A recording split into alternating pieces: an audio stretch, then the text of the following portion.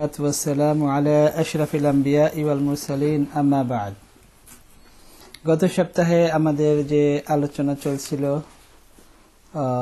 হাদিসের বিষয়বস্তুর উপরে এবং হাদিস পড়ার উদ্দেশ্য কি এই ব্যাপারে এবং ইজতিহাদ এবং তাকলিদ কোন কোন মাসাইলে করতে হয় কিভাবে করতে হয় এই ব্যাপারে আমাদের আলোচনা চলছিল এবং সর্বশেষে হযরত শেখুল হিন্দ রহমতুল্লাহ আলাইহি যখন মাল্টার জেল থেকে আসেন তখন যে নিজে আফসোস করেছিলেন কোরআনের উপরে যে আমাদের উলামায়ে কেরাম মাদ্রাসাতে যেভাবে পড়ান তাতে ছাত্রদেরকে কোরআনে কারীমের যেভাবে পড়ানো উচিত ওইভাবে পড়ানো হয় না, হক আদায় হয় না এবং যখন তাদেরকে তরজমা পড়ানো হয় তখন তাদের তরজমা বুঝার বয়স হয় না ছোট থাকতে, আর যখন তাদেরকে তাফসীর পড়ানো হয় তখন খুবই সংক্ষেপে পড়ানো হয়, আর যখন কোনো একটা ছেলে আলেম হয়ে যায় ফারিগ হয়ে যায় এরপরে আর পুরাপুরি কোরআনে কারীমের তাফসীর যেভাবে পড়া উচিত এইভাবে পড়ে না, যার কারণে কোরআনের যে সঠিক ইলম এটা অর্জন করা তাদের জন্য কঠিন হয়ে যায়। তাই জন্য হযরত শেখুল হিন্দ রহমতুল্লাহ আলাইহি আফসোস করেছেন এবং উলামায়ে কেরামকে এদিকে খেয়াল করার জন্য অনুরোধ করেছেন যে সমস্ত উলামায়ে কেরাম যেন এই ব্যাপারে খেয়াল করে। এরপর আজকের আমাদের আলোচনা হলো যে হাদিসকে হাদিস কেন বলা হয় এবং এই হাদিস যে শব্দটা এর উৎপত্তি কোত্থেকে। তো কোরআনে কারীমে কয়েক জায়গায় হাদিস শব্দ ব্যবহার করা হয়েছে। ফাবিআইয়ি হাদিসিন বা'দাহু, এখানে হাদিস শব্দের অর্থ কথা, কথোপকথন। তো অনেক মুহাদ্দিসিনে কেরাম বিশেষ করে আল্লামা শাব্বির আহমদ উসমানী রহমতুল্লাহ আলাইহি বলেছেন যে কোরআনে কারীমে যে আল্লাহ তাআলা আর রাসূলুল্লাহ সাল্লাল্লাহু আলাইহি ওয়াসাল্লামকে ইরশাদ করেছেন ওয়া আম্মা বিনি'মাতি রাব্বিকা ফাহাদ্দিস, সুতরাং আপনি আপনার রবের নিয়ামত সম্পর্কে বর্ণনা করুন। ফাহাদ্দিস, তো ফাহাদ্দিস শব্দ থেকেই হাদিস বলা হয় যে আপনি বর্ণনা করুন। আল্লাহ তাআলা বলেছেন ফাহাদ্দিস, তো ফাহাদ্দিস থেকে তাহদিস, তো এখান থেকেই হাদিস শব্দের ব্যবহার শুরু।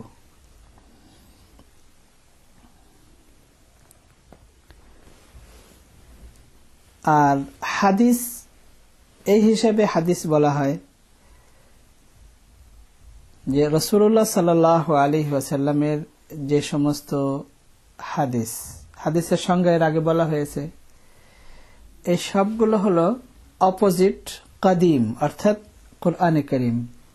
যেহেতু কালামুল্লাহ মানে আল্লাহ তাআলার কালাম, আল্লাহ তাআলার বাণী, তো আল্লাহ তাআলা যেমন কাদিম মানে চিরঞ্জীব, তো আল্লাহ তাআলার যে সমস্ত সিফাতে কামালিয়া গুরুত্বপূর্ণ গুণাবলী যেগুলো আল্লাহ তাআলার থেকে বিচ্ছেদ হতে পারে না,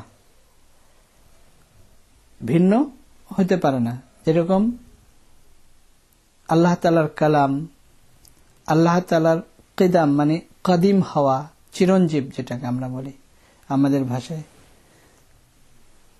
তো জিদ্দুল কাদিম অর্থাৎ আল্লাহ তাআলা যে চিরঞ্জীব তার অপোজিট হলো হাদিস, যে কুল্লু শাইইন হালিকুন ইল্লা ওয়াজহু,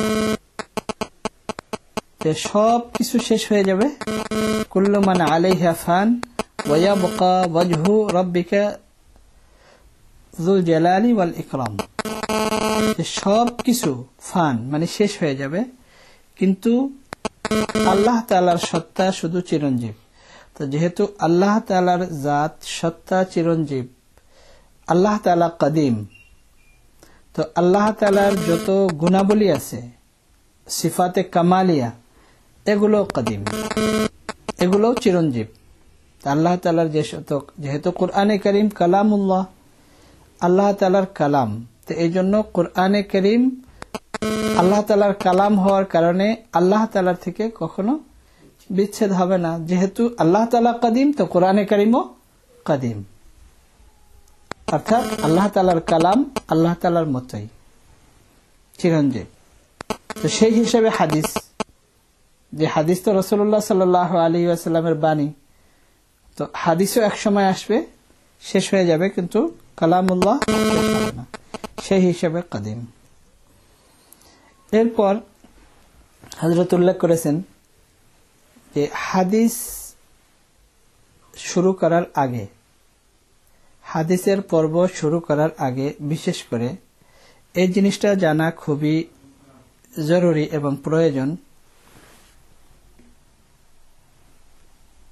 যে হাদিস বোঝার সাথে সাথে অনেকগুলো জিনিস সম্পৃক্ত। তার মধ্যে একটা জিনিস হলো তাকলিদ, যে কোনো মাযহাবকে অনুসরণ করা। কোনো মাযহাবকে অনুসরণ করা কি জরুরি, এটা কি ওয়াজিব, এবং কোন পর্যায়ের? তো যারা তাকলিদ করে না, গায়রে মুকাল্লিদিন বা নিজেদেরকে সালাফি বলে, আহলুল হাদিস বলে, তারা তো সর্বদা বলে যে তাকলিদ হারাম, যে কারো তাকলিদ করাই যাবে না। এবং তারা বলে যারা এই চার ইমামকে রব হিসেবে গ্রহণ করেছে এবং আল্লাহ ছাড়া অন্য কাউকে রব হিসেবে গ্রহণ করা এবং তার কথা মতো চলা শিরক। এবং তারা এই কথাই বলে যে সব তাকলিদ ছেড়ে দাও, আল্লাহ এবং আল্লাহর রসুলের ইতাআত করো, আল্লাহ এবং আল্লাহর রসুলের অনুসরণ করো। তো এই জন্য তাকলিদের মাসলাটা আসলে ভালোভাবে বুঝে নেওয়া উচিত। গায়রে মুকাল্লিদিন যারা আহলুল হাদিস নিজেদেরকে বলে, তারা মানুষের মনে বিভিন্ন ভাবে এমনভাবে পেশ করে, বিভিন্নভাবে মানুষকে এইভাবে বুঝায় যে দেখো, আল্লাহ এবং আল্লাহর রসুলের কথা ছাড়া আর কোনো কিছু মানা যাবে না। তো যেহেতু আল্লাহ এবং আল্লাহর রসুলের কথা আছে, কোরআনে কারীম আছে, আল্লাহর রসুলের কথা আছে, তো এই জন্য কোনো ইমামকে মানার কোনো প্রয়োজন নেই, দরকার নেই। তো এই জন্য আমাদের জানতে হবে যে তাকলিদ কি,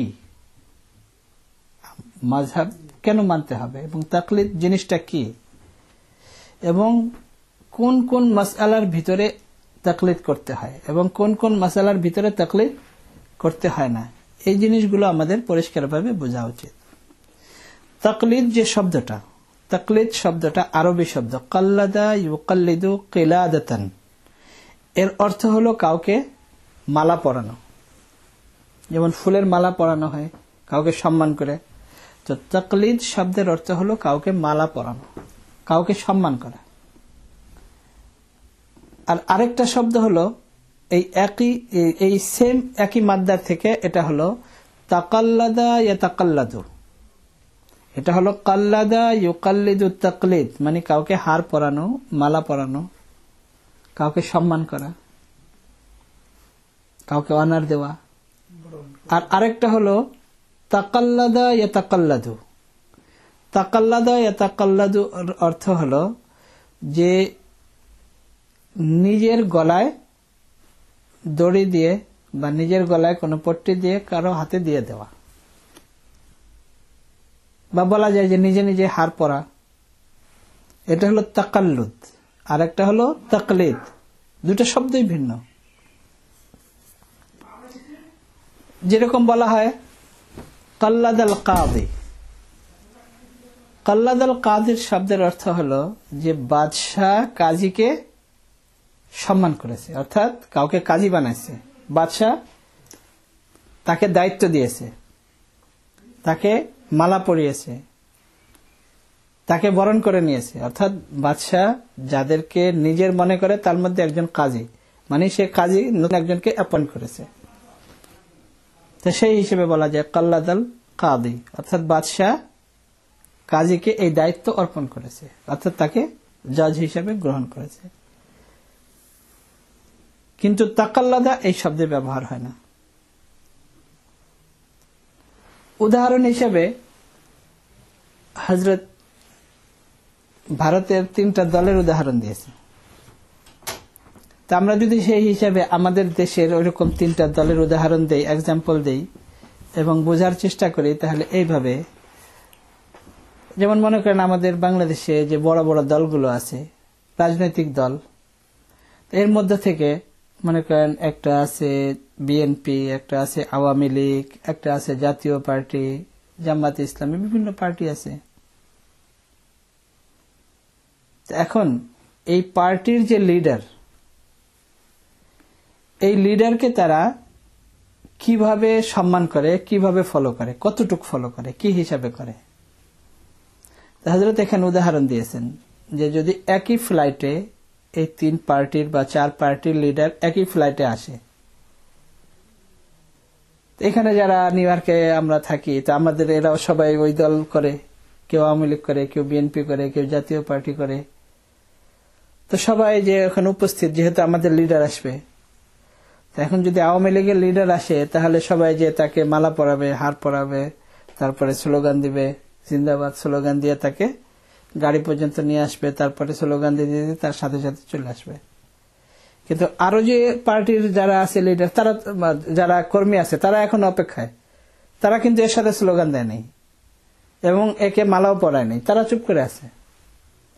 এরপরে যদি বিএনপির লিডার আসে, তো তাহলে তাকে তারা মালা পরাবে, যারা বিএনপির, তারা মালা পরানোর পরে তার পিছনে স্লোগান দিবে, দেওয়ার পরে তার পিছনে পিছনে চলে আসবে। এরপরে যদি জাতীয় পার্টির লিডার আসে, তাহলে যারা চুপ করেছিল তারা এখন তার জন্য স্লোগান দিবে, তাকে মালা পরাবে, তাকে আবার নিয়ে তার পিছনে পিছনে আসবে। তো এখানে তাকলিদ শব্দের অর্থ শুধু এতটুক, কাউকে সম্মান করা, কাউকে মালা পরানো। এর অর্থ এই না যে এই পার্টি ঠিক আর এই পার্টি ভুল, এই পার্টি ভুল আর এই পার্টি ঠিক, এরকম না। যেই পার্টিকে তাদের যে চিন্তাধারা, ওই চিন্তাধারা নিয়ে তাকে পছন্দ করে, এই জন্য তারা তাকে সম্মান করে। কে ঠিক কে ভুল এটার উপরে এর সাথে কোনো সম্পর্ক নেই। তো শুধু এটা হলো মানে তাকলিদ শব্দটা বোঝানোর জন্য, এটার সাথে দিনের সাথে কোনো সম্পর্ক নেই। তো হযরত বুঝিয়েছেন যে তাকলিদ শব্দটা শুধু বোঝার জন্য এতটুকু। এরপরে আমাদের আসে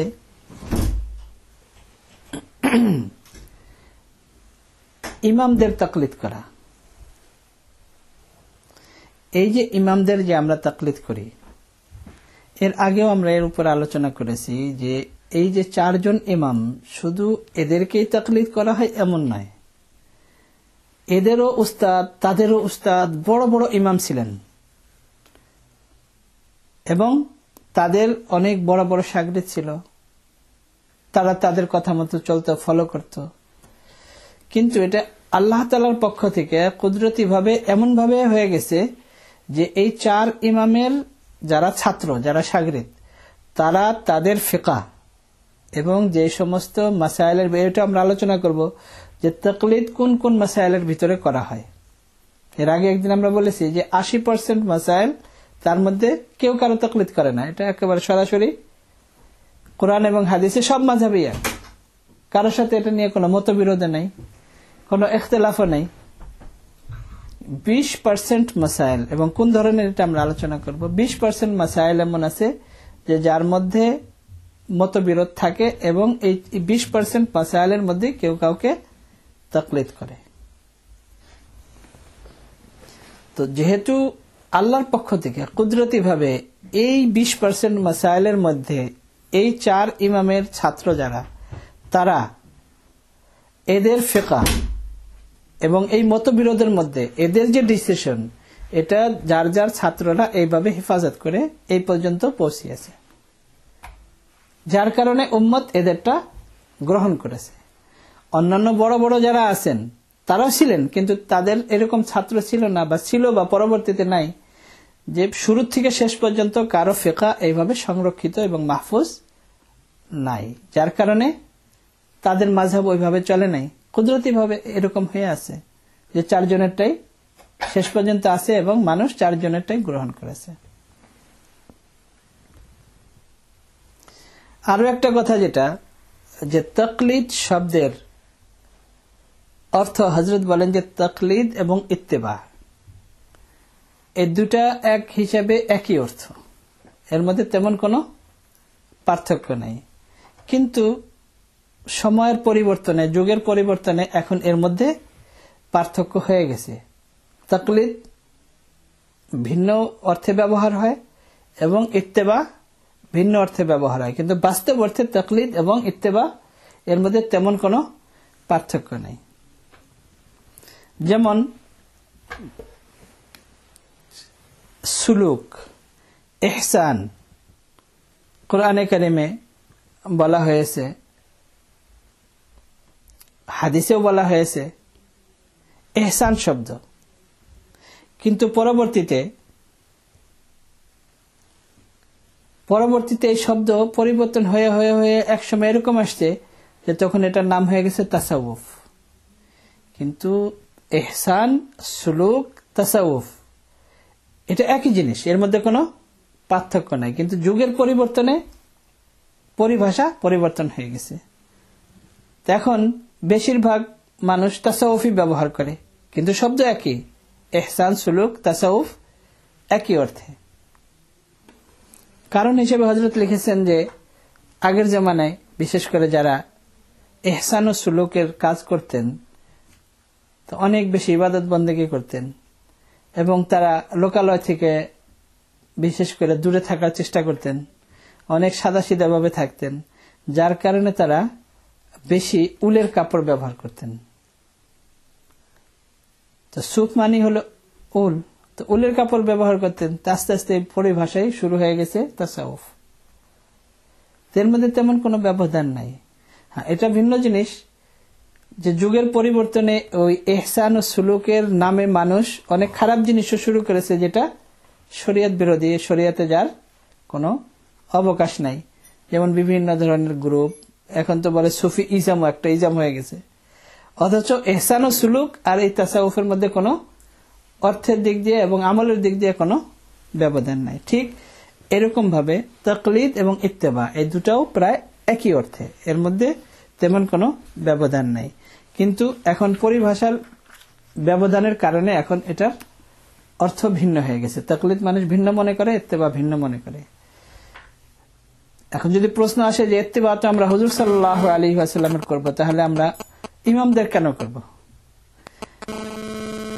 ইত্তেবা কোন কোন জিনিসের মধ্যে করা হয় এটাও আমরা আলোচনা করব, যে কোন কোন মাসাইলে এবং কখন করা হয়। এরপর হযরত এখানে উল্লেখ করেছেন যে তাকলিদ এবং তাকলিদে শাখসি, একটা হলো তাকলিদ মানে কাউকে ফলো করা, আরেকটা হলো ব্যক্তি হিসেবে কাউকে মানা। তাকলিদে শাখসি যেটাকে বলা হয়, কোন ব্যক্তিকে ফলো করা। একটা তো হলো তাকলিদ যে মানা, আরেকটা হলো কোন ব্যক্তিকে মানা। এই কোন ব্যক্তিকে মানা কি ওয়াজিব? এটাও যারা গায়রে মুকাল্লিদ, যারা আহলে হাদিস, তারা বলে কোন ব্যক্তিকে, আল্লাহ এবং আল্লাহ রসুলকে বাদ দিয়ে কোন ব্যক্তিকে ফলো করা। তো কোন ব্যক্তির তাকলিদ ওয়াজিব কিনা এখানে উল্লেখ করেছেন যে লিযাতিহি, যে বাস্তব অর্থে কোন ব্যক্তির তাকলিদ ওয়াজিব নয়। আমাদের জন্য তো এটাই ওয়াজিব যে কোরআন এবং হাদিসকে আমরা ফলো করব, এটাই আমাদের উপর ওয়াজিব। কোন ব্যক্তিকে ফলো করা এটা আমাদের জন্য বাস্তব অর্থে আমাদের জন্য ওয়াজিব নয়, কিন্তু লিগাইরিহি কোন কারণে ফলো করা আমাদের জন্য ওয়াজিব। তো যদি কোন জিনিস লিজাতিহি ওয়াজিব হয়, লিজাতিহি ওয়াজিব হওয়ার অর্থ যে বাস্তব অর্থে কোন ব্যক্তিকেই ফলো করা ওয়াজিব হয়, তখন এটার জন্য প্রুফের দরকার, দলিলের দরকার, যে কোন দলিলে তুমি তাকে ফলো করো। কিন্তু যদি উজুব লিগাইরিহি হয়, অর্থাৎ কোন কারণে কাউকে ফলো করা, তো এটার জন্য আপনি কোন দলিল এবং প্রুফ চাইতে পারেন না যে আপনি তাকে কেন ফলো করেন। আমি এই জন্য ফলো করি যে আমি মাসলা বুঝি না, এই জন্য সে যেটা বুঝে ওইটাকে আমি গ্রহণ করেছি, এটার জন্য কোনো দলিলের দরকার নেই। কিন্তু যদি লিজাতিহি হইতো, লিজাতিহি ওয়াজিব হইতো, যে কাউকে আল্লাহ এবং আল্লাহর রসুলকে ছাড়া কাউকে ফলো করা ওয়াজিব, বাস্তব অর্থেই ওয়াজিব, এমন যদি হতো তাহলে আপনার দলিলের দরকার ছিল যে কোরআন হাদিস থেকে আপনি দলিল পেশ করেন। যে তাকে আপনি কেন ফলো করবেন, তার নাম কোরআনে আছে কিনা। কিন্তু লিগাইরিহি যদি হয়, লিগাইরিহির অর্থ হলো যে এমন কোন কারণ, যেই কারণে আমি তাকে ফলো করি, যে এই জিনিসটা আমার জানা নাই, তো কারো কাছ থেকে তো আমার জানতেই হবে। তো এই জন্য আপনি দলিল চাইতে পারেন না। দলিল হলো লিজাতিহি যদি ওয়াজিব হয় কাউকে ফলো করা, তাহলে দলিল চাইতে পারেন, প্রুফ চাইতে পারেন। কিন্তু লিগাইরিহি যদি হয়, তো এটার জন্য কোনো প্রুফ এবং দলিলের প্রয়োজন নেই।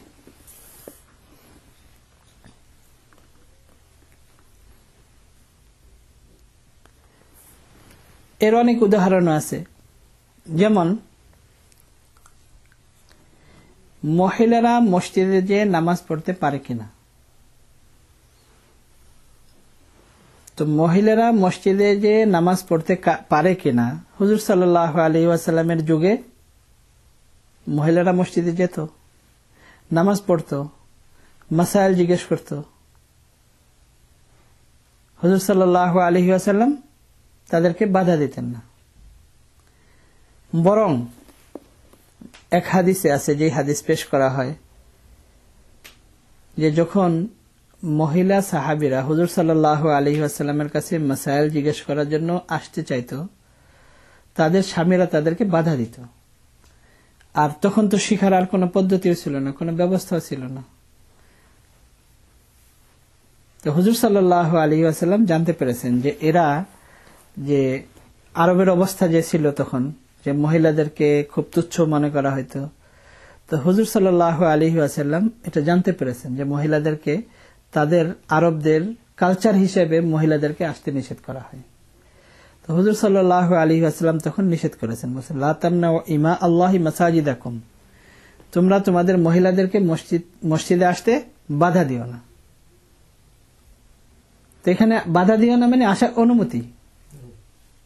এবং হুজুর সাল্লাল্লাহু আলাইহি ওয়াসাল্লামের কাছে মহিলারা আসতেন, কিন্তু যখন পরবর্তীতে, আর তখন পর্দারও কোনো সমস্যা ছিল না, পর্দার আয়াতই ছিল না, কিন্তু পরবর্তীতে যখন সাহাবায়ে কেরামের সংখ্যা এমন হয়ে গেছে এবং নতুন প্রজন্ম যারা তারাও সাহাবী, তাদের স্বামী যারা তারাও পুরাতন সাহাবী, এবং মহিলা যারা হুজুর সাল্লাল্লাহু আলাইহি ওয়াসাল্লামের দরবারে আসতেন তারাও সাহাবিয়া, এখন তাদের সন্তান যারা নতুন প্রজন্ম তারাও সাহাবিয়া। তা এখন আর তেমন প্রয়োজন নাই। হুজুর সাল্লাল্লাহু আলাইহি ওয়াসাল্লাম, এক মহিলা, এই লাউস সুনানে হাদিস আছে এবং কানজুল উম্মালে আছে, এক মহিলা জিজ্ঞেস করেছেন, ইয়া রাসূলুল্লাহ, আমার মনে চায় আপনার পিছনে নামাজ পড়তে। তো এটা জিজ্ঞেস করার অর্থ কি? এটা জিজ্ঞেস করার অর্থ এটাই বোঝা যায় যে তখন মহিলারা সাধারণত মসজিদে আসতেন না। তাহলে এটা তো বলার আর কোনো দরকার নেই। মহিলারা তো যদি এমনি আসে তাহলে তো এটা বলারই প্রয়োজন হয় না। তো এক মহিলা বললেন, ইয়া রাসূলুল্লাহ, আপনার পিছনে নামাজ পড়তে আমার খুব মনে চায়। হুজুর সাল্লাল্লাহু আলাইহি ওয়াসাল্লাম বলেন যে আমার পিছনে নামাজ পড়ার থেকে তোমার মহল্লার মসজিদে নামাজ পড়া উত্তম। তোমার মহল্লার মসজিদের থেকে তোমার ঘরে নামাজ পড়া উত্তম। তোমার ঘরের থেকে তোমার ঘরের ভিতরের হুজরাতে নামাজ পড়া তোমার জন্য আরো উত্তম। তো বোঝা গেল যে এখন নিশ্চয়ই কোনো কারণ আছে। কারণ কি? কারণ হলো হযরত আয়েশা রাদিয়াল্লাহু তাআলা আনহা বর্ণনা করেছেন, বুখারীতেও রিওয়ায়াত আছে এবং তিরমিজি শরীফে আরেকটু বিস্তারিত ভাবে আছে। হযরত আয়েশা রাদিয়াল্লাহু তাআলা আনহা বলেন যে এখন যে অবস্থার পরিবর্তন হুজুর সাল্লাল্লাহু আলাইহি ওয়াসাল্লামের পরে, এখনো কিন্তু সব সাহাবী সাহাবিয়া, কিন্তু পরবর্তী জেনারেশন হুজুরের পরে এখন তাবেঈনদের শুরু হয়ে গেছে, তারা এখনো ছোট ছোট। হুজুর সাল্লাল্লাহু আলাইহি ওয়াসাল্লামের পরে হযরত আয়েশা রাদিয়াল্লাহু তাআলা আনহা বলেন যে এখন অবস্থা এমন হয়ে গেছে, রাসূলুল্লাহ সাল্লাল্লাহু আলাইহি ওয়াসাল্লাম যদি আমাদের সামনে থাকতেন তাহলে হুজুর সাল্লাল্লাহু আলাইহি ওয়াসাল্লাম মহিলাদেরকে মসজিদে আসতে একেবারেই নিষেধ করে দিতেন। তো হুজুর সাল্লাল্লাহু আলাইহি ওয়াসাল্লাম একেবারে নিষেধ করেন নাই। ওই যে মহিলা দ্বারা বোঝা গেল, ওই মহিলা যখন বলেছেন, ইয়া রাসূলুল্লাহ, আপনার পিছনে আমার নামাজ পড়তে অনেক ইচ্ছা করে, তো হুজুর সাল্লাল্লাহু আলাইহি ওয়াসাল্লাম বলতে পারতেন না, খবরদার মসজিদে আসবে না। হুজুর সাল্লাল্লাহু আলাইহি ওয়াসাল্লাম নিষেধ করেন নাই। তার কারণ এখনো যদি কোনো মহিলা সাহাবী চায় তো কার কাছ থেকে শিখবে? হুজুর সাল্লাল্লাহু আলাইহি ওয়াসাল্লাম এখনো জীবিত, সবার মনে চায় হুজুরের মুখ থেকে শুনি। তো হুজুর সাল্লাল্লাহু আলাইহি ওয়াসাল্লাম নিরুৎসাহিত করেছেন, উৎসাহিত করেন নাই, কিন্তু নিষেধ করেন নাই। কিন্তু পর্দার আয়াত তো নাজিল হয়ে গেছে, কিন্তু তারপরেও হুজুর নিষেধ করেন নাই। বলেছেন যে তোমার ঘরে নামাজ পড়া উত্তম, ঘরের ভিতরে নামাজ পড়া উত্তম, কিন্তু নিষেধ করেন নাই। কিন্তু হযরত আয়েশা রাদিয়াল্লাহু তাআলা আনহা বলেন যে হুজুর সাল্লাল্লাহু আলাইহি ওয়াসাল্লাম যদি এখন আমাদের সামনে থাকতেন তাহলে মহিলাদেরকে মসজিদে আসার থেকে একেবারে কড়াভাবে নিষেধ করে দিতেন। যেমন মুসা আলাইহিস সালাতু ওয়াস সালামের জামানায় মহিলারা মসজিদে এসে নামাজ পড়ত, কিন্তু তার পরবর্তীতে যখন অবস্থা পরিবর্তন হয়ে গেছে তখন বনি ইসরায়েলের অন্যান্য নবী যারা মুসা আলাইহিস সালামের পরে তারা মহিলাদেরকে মসজিদে আসা থেকে নিষেধ করে দিয়েছে। হযরত মুসা আলাইহিস সালামের পরবর্তী বনি ইসরায়েলের যারা নবী, আর বনি ইসরায়েল তো আগে বলা হয়েছে আমাদের বনি ইসরায়েল একেবারে ইয়াকুব আলাইহিস সালাম থেকে নিয়ে ঈসা আলাইহিস সালাম পর্যন্ত সব বনি ইসরায়েল, সমস্ত আম্বিয়া কেরাম বনি ইসরায়েল। তো হযরত মুসা আলাইহিস সালামের সময় মহিলারা মসজিদে এসে নামাজ পড়তো, হযরত আয়েশা রাদিয়াল্লাহু তাআলা আনহা বলেন। কিন্তু পরবর্তীতে বনি ইসরায়েলের নবী যারা তারা মহিলাদেরকে মসজিদে আসতে নিষেধ করেছেন। কেন? অবস্থার পরিবর্তনের কারণে। এখন কারণ বোঝা গেল। তো এটা হলো এক্সাম্পল, যে একটা হলো লি গায়রিহি আর একটা লি জাতিহি। তো লি জাতিহি কোন ব্যক্তিকে ফলো করা কারো জন্যই জরুরি না, শুধু কোরআন এবং সুন্নাত এই দুইটাকে ফলো করা প্রত্যেকটা মানুষের জন্য ওয়াজিব। এছাড়া কোন জিনিস বাস্তবে কারো ফলো করা এটা ওয়াজিব না। কিন্তু লি গায়রিহি কোন কারণে, কারণ যেমন আমরা আজকে আলোচনা করব, যেমন কিছু এমন মাসাইল, এক্সাম্পল হাদিসে আছে এবং সহিহ হাদিস, হুজুর সাল্লাল্লাহু আলাইহি ওয়াসাল্লাম নামাজের মধ্যে রাফে আযান করতেন এবং কয়বার করতেন? সহিহ হাদিস, রুকুর সময় করতেন, রুকুর থেকে ওঠার সময় করতেন, আর একেবারে সিজদা থেকে যখন দাঁড়াতেন তখন করতেন, 3 বার। সেম সাহাবীর থেকে বর্ণনা যে হুজুর সাল্লাল্লাহু আলাইহি ওয়াসাল্লাম রুকুতে যাওয়ার সময় করতেন, রুকু থেকে ওঠার সময় করতেন, সিজদায় যাওয়ার সময় করতেন, সিজদা থেকে ওঠার সময় করতেন, আবার দাঁড়ানোর সময় করতেন। ইনদা কুল্লি খাফদিন ওয়া রাফিন। আবার সহিহ হাদিস যে হুজুর সাল্লাল্লাহু আলাইহি ওয়াসাল্লাম তাকবীরাতুত তাহরিমের সময় যে রাফিয়া দেন, এক হিসেবে তো নামাজের বাহিরে, তো নামাজ এখনো শুরুই হয় নাই, এছাড়া হুজুর সাল্লাল্লাহু আলাইহি ওয়াসাল্লাম রাফিয়া দেন একেবারেই করেন নাই। এখন 3 রকমের হাদিস, এবং 3 রকমের হাদিসই যদি সহিহ হয় তাহলে একজন লোক কিভাবে আমল করবে? সাধারণ লোক কিভাবে আমল করবে? তো নিশ্চয়ই তার কারো কাছে যেতে হবে, কারো কাছে যাওয়া ছাড়া তো তার কোনো উপায় নেই। এটা হলো এক্সাম্পল যে লি গায়রিহি, যেরকম মহিলাদের মসজিদে এসে নামাজ পড়তে কোনো অসুবিধা নেই, কিন্তু হযরত আয়েশা রাদিয়াল্লাহু তাআলা আনহা বলেন যে অবস্থার এমন পরিবর্তন হয়ে গেছে হযরত আয়েশা রাদিয়াল্লাহু তাআলা আনহার সময়, আর আজকে কি অবস্থা হয়তো, মানে হুজুর সাল্লাল্লাহু আলাইহি ওয়াসাল্লাম যদি আমাদের মধ্যে এখন থাকতেন তাহলে কি করতেন?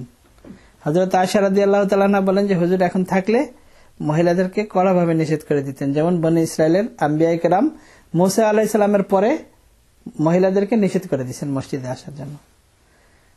তো আমাদের অবস্থা, আমাদের এই পরিবেশে হুজুর সাল্লাল্লাহু আলাইহি ওয়াসাল্লাম যদি থাকতেন, আমাদের যে অবস্থা, তাহলে হুজুর কি করতেন? এটা হলো লি গায়রিহি, যে বাস্তবে মহিলাদের মসজিদে আসাতে কোনো অসুবিধা ছিল না, কিন্তু কারণে, অবস্থার কারণে মহিলাদের মসজিদে আসা নিষেধ। হযরত আয়েশা রাদিয়াল্লাহু তাআলা আনহা যে বলেছেন যে অবস্থার পরিবর্তন এবং ফিতনা। তো ফিতনা এখানে কি, আমরা যদি নিজেরাও চিন্তা করি, ফিকার কিতাবে, আমাদের যত ফিকার কিতাব আছে, ফিকার কিতাবে পরিষ্কার ওই ফিতনার ব্যাপারে লেখা হয়েছে। আমরা যদি একটু চিন্তা করে দেখি যে মাগরিবের নামাজ পড়ার পরে তো অন্ধকার হয়ে যায়, ঈশার নামাজ তো পুরা অন্ধকারে, ফজরের নামাজ শুরু হয় অন্ধকারে, মানে কেউ যদি নামাজ পড়তে আসে তাহলে অন্ধকারে আসতে হবে। এখন আমরা যদি আমাদের এখানে চিন্তা করি যে আমরা তো ড্রাইভ করে গাড়িতে যাব, মসজিদে যেয়ে নামবো, আমাদের তো চিন্তা করতে হবে সারা দুনিয়ার হিসাবে। আর এখানের কথাও যদি আমরা চিন্তা করি যে মহিলারা ধাক্কা দিয়ে পুরুষদেরকে ফেলে দেয়, ড্রাইভ করে গেলেও আর কতটুকু কি, মসজিদে ঢোকার সময় একই গেটে ঢুকে মহিলাদের ধাক্কায় পুরুষরা পড়ে যায়, যাই হোক, আর একই গেটে ঢুকতে হয়।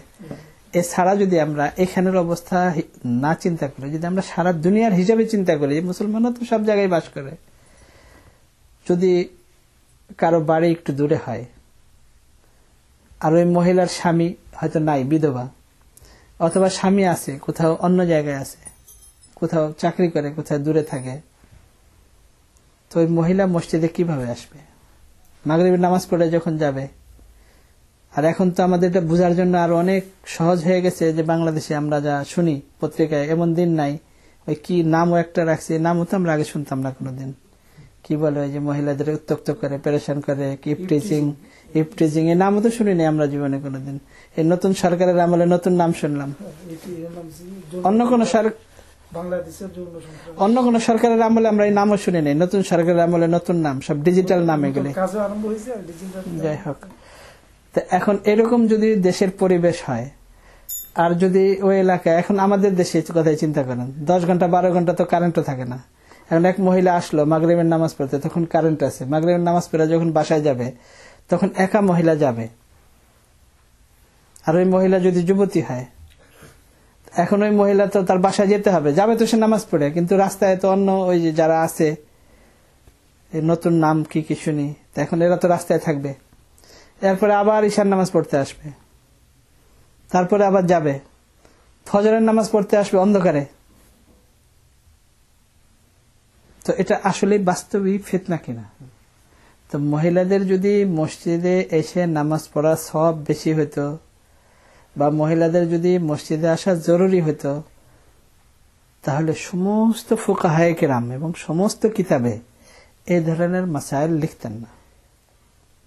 এবং এটা তো আমরা নিজের চোখে দেখি যে ফিতনা বাস্তবিক ফিতনা কিনা। এখন যদি আমরা দেখেও না দেখার ভান করি, বুঝেও না বুঝার ভান করি, আর আমরা হুজুর সাল্লাল্লাহু আলাইহি ওয়াসাল্লামের এক্সাম্পল দিই, হুজুর সাল্লাল্লাহু আলাইহি ওয়াসাল্লামের কাছে মহিলারা আসতো, মাসাইল জিজ্ঞেস করতো। এখন তো আমাদের ইমামদেরকে নিয়েও ফিতনা, ইমাম সাহেব রুমের ভিতরে মহিলাদেরকে নিয়ে ভিন্ন করে যে এদের কিছু দিনের কথা বুঝাইতে হবে, একাকি, এরকমও ঘটনা হয় এবং অনেক এরকম শোনা যায়। যাই হোক, তো ফিতনার তো আর শেষ নাই। তো এটা হলো লিগাইরিহির এক্সাম্পল, যে বাস্তব অর্থে মহিলাদের মসজিদে যাওয়া নিষেধ ছিল না, কিন্তু অবস্থার কারণে সাহাবায়ে কেরামের যুগ থেকে এই পর্যন্ত ফুকাহায়ে কেরাম মহিলাদেরকে মসজিদে আসতে নিষেধ করেছেন। হুজুর সাল্লাল্লাহু আলাইহি ওয়াসাল্লাম নিষেধ করেন নাই ঠিকই, কিন্তু নিরুৎসাহিত করেছেন যে তোমাদের মসজিদে থেকে ঘরে নামাজ পড়া উত্তম। তো এটা হলো লিগাইরিহি, আপনাদেরকে আরবি তো আর না জানার কারণে বোঝানো একটু মুশকিল। এটা হলো যে লিযাতিহি না, বাস্তব অর্থে নিষেধ না, কিন্তু লিগাইরিহি, কোনো কারণে নিষেধ। এটা হলো তার একটা উদাহরণ। ঠিক এরকম ভাবে বিশেষ কোন ইমামের তাকলিদ করা, যে এর তাকলিদ করতেই হবে, বাস্তব অর্থে ওয়াজিব নয়, কিন্তু লিগাইরিহি ওয়াজিব। এরপরে দ্বিতীয় প্রশ্ন আসে যে সাহাবাদের যুগে, তাবেঈনদের যুগে কোন ইমামকে কি ফলো করা হয়েছে? ইমাম আবু হানিফা রাহমাতুল্লাহ আলাইহি উনি কার তাকলিদ করতেন? উনি তো তাকলিদ করতেন না। ইমাম শাফি রাহমাতুল্লাহ আলাইহি তো তাকলিদ করতেন না। ইমাম মালিক রাহমাতুল্লাহ আলাইহি কার তাকলিদ করতেন? আমাদের কেন করতে হবে? যে এরা মানে যে ইমামকে তাকলিদ করে সেই ইমাম নিজেও কারো তাকলিদ করতেন না। এরা কত বোকা! ইমাম আবু হানিফা রহমতুল্লাহ আলাইহি তাকলিদ করে, ইমাম মালিক রহমতুল্লাহ আলাইহি তাকলিদ করে, অথচ ইমাম আবু হানিফা রহমতুল্লাহ আলাইহি তো কারো তাকলিদ করতেন না, ইমাম মালিকও তো কারো তাকলিদ করতেন না। যদি এদের কথা অনুযায়ী আমরা সত্যিকার বোকাও হই, কিন্তু তারপরেও আমাদের বুঝতে হবে যে তাকলিদ কোন ব্যক্তির তাকলিদ লিজাতিহি ওয়াজিব নয়, লিগাইরিহি ওয়াজিব, কোন কারণে ওয়াজিব। ইমাম আবু হানিফা রহমতুল্লাহ আলাইহি কি কারণে তাকলিদ করবেন, ইমাম শাফি রহমতুল্লাহ আলাইহি কি কারণে তাকলিদ করবেন, ইমাম মালিক রহমতুল্লাহ আলাইহি কি কারণে তাকলিদ করবেন? তাকলিদ তো কোন কারণে ওয়াজিব। হ্যাঁ, যদি আপনি বলেন যে ইমাম আবু হানিফা রহমতুল্লাহ আলাইহি তাকলিদ করেন না, ইমাম শাফি করেন নাই, তা আমরা যদি বলি যে এত বড় বড় মুহাদ্দিসিন, সিহাসিত্তার ইমাম, ইমাম বুখারী, মুসলিম, তিরমিজি, ওনারা তাকলিদ করতেন, এটার উত্তর আপনারা কি দিবেন? এটাও তো আপনাদের কাছে কোনো উত্তর নেই। ইমাম আবু হানিফা রহমতুল্লাহ আলাইহি এরা বলে যে ইমাম আবু হানিফা রহমতুল্লাহ মাত্র 17টা হাদিস জানতেন, ইমাম আবু হানিফা রহমতুল্লাহ আলাইহি। আর ইমাম আবু হানিফা রহমতুল্লাহ আলাইহির উস্তাদের সংখ্যা হলো হাজার হাজার, কয়েক হাজার শুধু ওনার উস্তাদ, শিক্ষক এবং মুহাদ্দিসিনে কিরাম।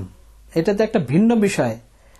আমার উস্তাদ হযরত আল্লামা আব্দুর রশিদ নোমানী সাহেব রহমতুল্লাহ আলাইহি এর উপরে একটা কিতাব লিখেছেন ভিন্ন। কিতাবের নাম হলো মাকানাতুল ইমামি আবি হানিফা ফিল হাদিস, যে ইমাম আবু হানিফা রহমতুল্লাহ আলাইহির লেভেল, মানে কোন লেভেলের উনি ইমাম হাদিসের মধ্যে, মানে ইলমে হাদিসে ইমাম আবু হানিফা রহমতুল্লাহ আলাইহির মাকাম কোথায়, এর উপরে একটা কিতাব লিখেছেন। এবং সেখানে কোনো একটা কথা হযরত কোনো রেফারেন্স ছাড়া লেখেন নাই, সব বড় বড় মুহাদ্দিসিনদের রেফারেন্স দিয়ে, যে হাফেজ জাহাবি কি লিখেছেন, হাফেজ ইবনে হাজার আসকালানি কি লিখেছেন, অমুক ইমাম কি লিখেছেন, ইবনে মাইন কি লিখেছেন, সুফিয়া, বড় বড় ইমামরা কি বলেছেন ইমাম আবু হানিফা রাহমাতুল্লাহ আলাইহির হাদিস, ইলমে হাদিস সম্পর্কে। উনি তো মাত্র 17টা হাদিস জানতেন।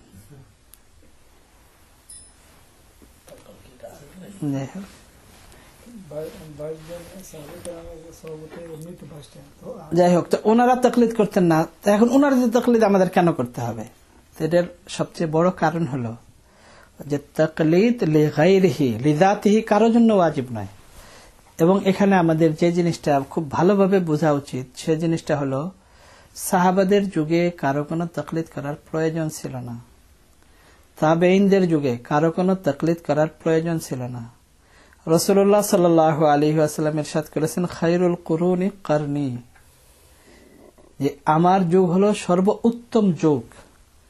এই জন্য কেউ কারো কোনো ব্যক্তির সমস্ত মাসাইলে তাকলিদ করবে না, সবাই সাহাবী। সাহাবী কে কার তাকলিদ করবে? কিন্তু যদি কোনো সাহাবী কোনো মাসলা না জানতেন, হযরত ওমর রাদিয়াল্লাহু তাআলা আনহু হযরত আয়েশা রাদিয়াল্লাহু তাআলা আনহার কাছে পাঠাইছেন। আমি কতগুলো এক্সাম্পল দেবো, একটা না অনেক এক্সাম্পল। হযরত ওমর রাদিয়াল্লাহু তাআলা, হযরত আয়েশা রাদিয়াল্লাহু তাআলা মেয়ে, হযরত ওমর রাদিয়াল্লাহু তাআলা আনহুর হিসেবে তো মেয়ে, যদিও উম্মুল মুমিনিন হযরত রাসূলুল্লাহ সাল্লাল্লাহু আলাইহি ওয়াসাল্লামের আহলিয়া স্ত্রী, কিন্তু ওমর রাদিয়াল্লাহু তাআলা আনহু তো হিসাবে মেয়ে, এক হিসাবে মেয়ের মতো। হযরত ওমর রাদিয়াল্লাহু তাআলা আমিরুল মুমিনিন হযরত আয়েশা রাদিয়াল্লাহু তাআলা আনহার কাছে জিজ্ঞাসা করার জন্য পাঠাইছেন যে এই ব্যাপারে হুজুর সাল্লাল্লাহু আলাইহি ওয়াসাল্লাম কি বলেছেন। হযরত আয়েশা রাদিয়াল্লাহু তাআলা বলছিলেন যে আমার জানা নেই। অন্য উম্মুল মুমিনিনের কাছে পাঠাইছেন, উনি বলছেন যে হ্যাঁ আমি এই ব্যাপারে জানি, হুজুর সাল্লাল্লাহু আলাইহি ওয়াসাল্লাম এটা বলেছেন। তো তাকলিদ করতেন না সাহাবায়ে কেরাম, এটাও ঠিক না, কিন্তু তাদের কোনো ব্যক্তি তাকলিদ শুরু থেকে শেষ পর্যন্ত প্রয়োজন ছিল না। আর এটা তো আপনারা একবার না অনেকবার শুনেছেন যে এক সাহাবী একটি হাদিস শুনেছেন অন্যান্য সাহাবাদের কাছে, কিন্তু যাদের কাছ থেকে শুনেছেন ওই যারা তারা কেউ হুজুর সাল্লাল্লাহু আলাইহি ওয়াসাল্লামের মুখে সরাসরি শুনেন নাই। এখন ওই সাহাবীর তৃষ্ণা এখনো বাকি, বলে যে আমি যেই সাহাবী হুজুর সাল্লাল্লাহু আলাইহি ওয়াসাল্লামের মুখে সরাসরি শুনেছেন আমি তার কাছ থেকে শুনতে চাই। চিন্তা করেন, নিজে সাহাবী অন্য সাহাবাদের কাছ থেকে শুনেছেন, কিন্তু তারপরেও তৃপ্তি হয় নাই, তার তৃষ্ণা এখনো বাকি, যে আমি সরাসরি শুনতে চাই যে হুজুর সাল্লাল্লাহু আলাইহি ওয়াসাল্লামের কাছ থেকে শুনেছেন। আর তিনি ওই সময় হযরত মুয়াবিয়া রাদিয়াল্লাহু তাআলার জামানা ছিল, সিরিয়াতে ছিলেন, মদিনা থেকে সিরিয়াতে গেছেন। সিরিয়াতে যায় গেছেন এমন সময় দুপুরবেলা, আর ওখানে তো উত্তপ্ত বালু, গরম। মনে করছেন যে এখন হয়তো উনি আরাম করতেছেন, এই সময় ওনাকে কষ্ট দেওয়া ঠিক হবে না। মদিনা থেকে সফর করে যেতে ওনার কতদিন লাগছে, কষ্ট দেওয়া যাবে না। তো অপেক্ষা করেছেন উটের উপরে, যে উনি হয়তো কালুলা করতেছেন, আরাম করতেছেন, এই টাইমে কাউকে জাগানো ঠিক হবে না। আসরের নামাজের জন্য যখন ওই সাহাবী উঠেছেন, তখন দেখা করে জিজ্ঞেস করেছেন যে আপনি কি এই হাদিস হুজুর সাল্লাল্লাহু আলাইহি ওয়াসাল্লামের কাছ থেকে নিজে শুনেছেন? বলেছেন যে হ্যাঁ, আমি নিজে শুনেছি। শোনার পরে আবার মদিনার রুখ করে চলে আসছেন। এমন কথা বলা যে সাহাবায়ে কেরাম কারা তাকলিদ করতেন না, তাদের তো দরকারই ছিল না, কিন্তু তারপরেও তারা এইভাবে তাকলিদ করতেন, একজন আরেকজনের কথাকে এইভাবে গুরুত্ব দিতেন। এরকম একটা না তো হাজার হাজার এক্সাম্পল। আরো একটা এক্সাম্পল দিয়ে শেষ করি। হযরত আবু হুরায়রা রাদিয়াল্লাহু তাআলা আনহু আমরা সবাই চিনি, সবাই চিনি বলতে মানে সবচেয়ে বেশি বর্ণনাকারী সাহাবী হযরত আবু হুরায়রা রাদিয়াল্লাহু তাআলা আনহু। হযরত আব্দুল্লাহ ইবনে উমর রাদিয়াল্লাহু তাআলা আনহু তো অনেক অধিক বর্ণনাকারী সাহাবী, এবং হযরত আব্দুল্লাহ ইবনে উমর হলেন এমন সাহাবী যে হুজুর সাল্লাল্লাহু আলাইহি ওয়াসাল্লামের কথা শোনার সাথে সাথে আর আমল করতে দেরি করেন নাই, যে কোনো কথা। হযরত আবু হুরায়রা রাদিয়াল্লাহু তাআলা আনহু বলেন, আব্দুল্লাহ, তুমি কি এই হাদিসটা জানো যে হুজুর সাল্লাল্লাহু আলাইহি ওয়াসাল্লাম ইরশাদ করেছেন যে যদি কোনো ব্যক্তি কোনো মৃত ব্যক্তির জানাজা পড়ে তাহলে এক কিরাত সওয়াব হবে তার। আর এই এক কিরাত এটা একটা মানে মাপার একটা জিনিস, স্বর্ণ রূপা দিয়ে মাপা হয়। আর এই এক কিরাত সওয়াব উহুদ পাহাড়ের সমান। আর যদি কেউ ওই জানাজার সাথে সাথে চলে তাহলে 2 কিরাত সওয়াব হয়।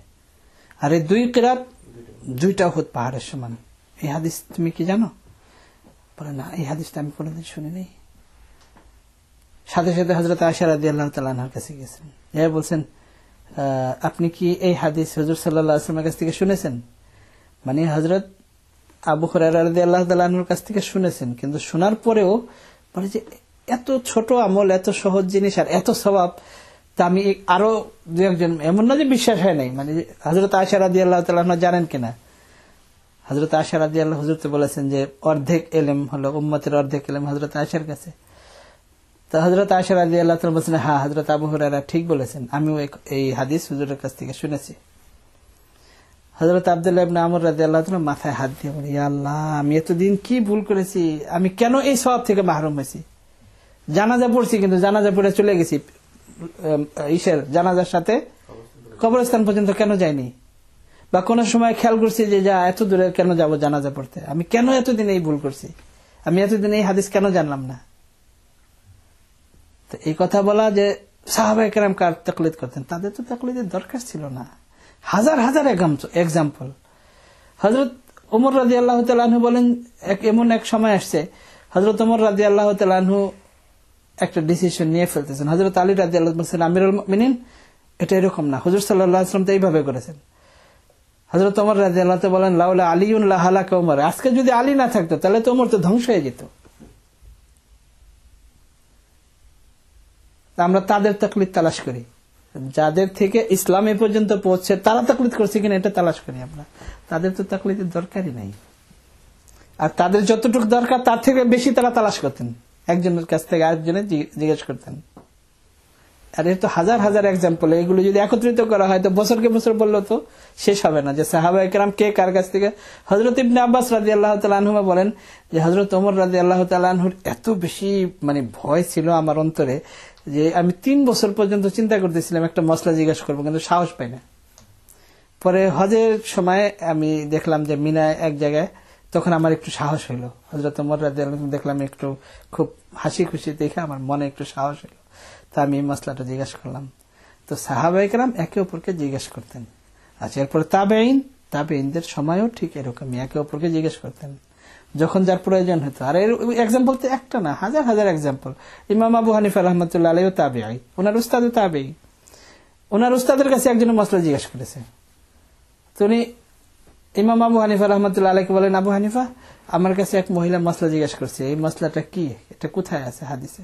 বলে, কালকে আপনি যে আমাদেরকে হাদিস পড়াইছেন ওই হাদিসের মধ্যে মসলা আছে। তো ওনার উস্তাদ খুশি হয়ে গেছেন, আবু হানিফা তোমরাই তো আসল ডাক্তার, আমরা তো ফার্মাসিস্ট, আমরা খালি ওষুধ জমা করি।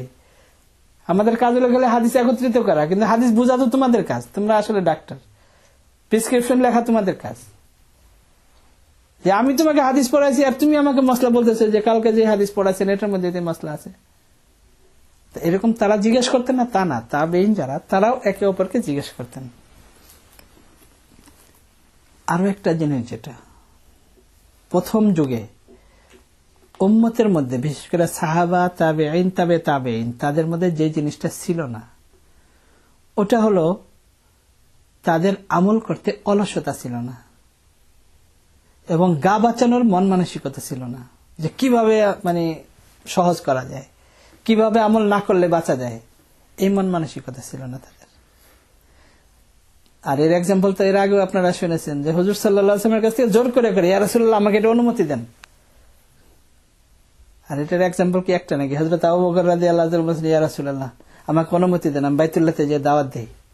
হুজুর বলেন না, এখনো সময় আসেনি।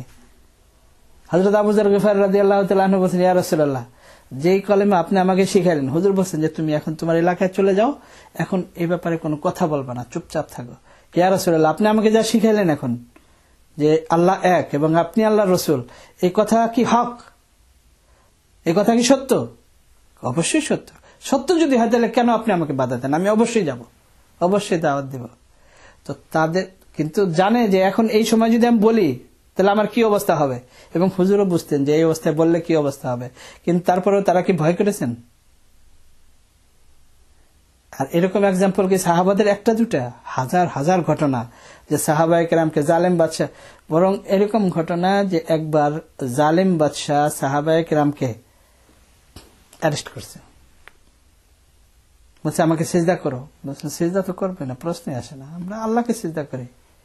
শেষ পর্যন্ত ওই জালেম বাদশা দেখছে যে এদের তো কিছু করা যাবে না, তো শেষ পর্যন্ত বলেছে তুমি আমার কপালে একটা চুমা দাও, তাহলে তোমার সব সাথীদেরকে আমি ছেড়ে দেবো। এখন উনি চিন্তা করছেন যে এতগুলো সাহাবায়ে কেরামকে যদি শহীদ করে ফেলে, তা আমি একটা চুমা দিয়ে যাই এর কপালে। কিন্তু এটার জন্য মনে মনে অনেক, এটা তো আসলে সাথীদেরকে বাঁচানোর জন্য, কিন্তু এটার জন্য মনে মনে নিজে এত অনুতপ্ত হয়েছে যে আমি এটা কি করলাম।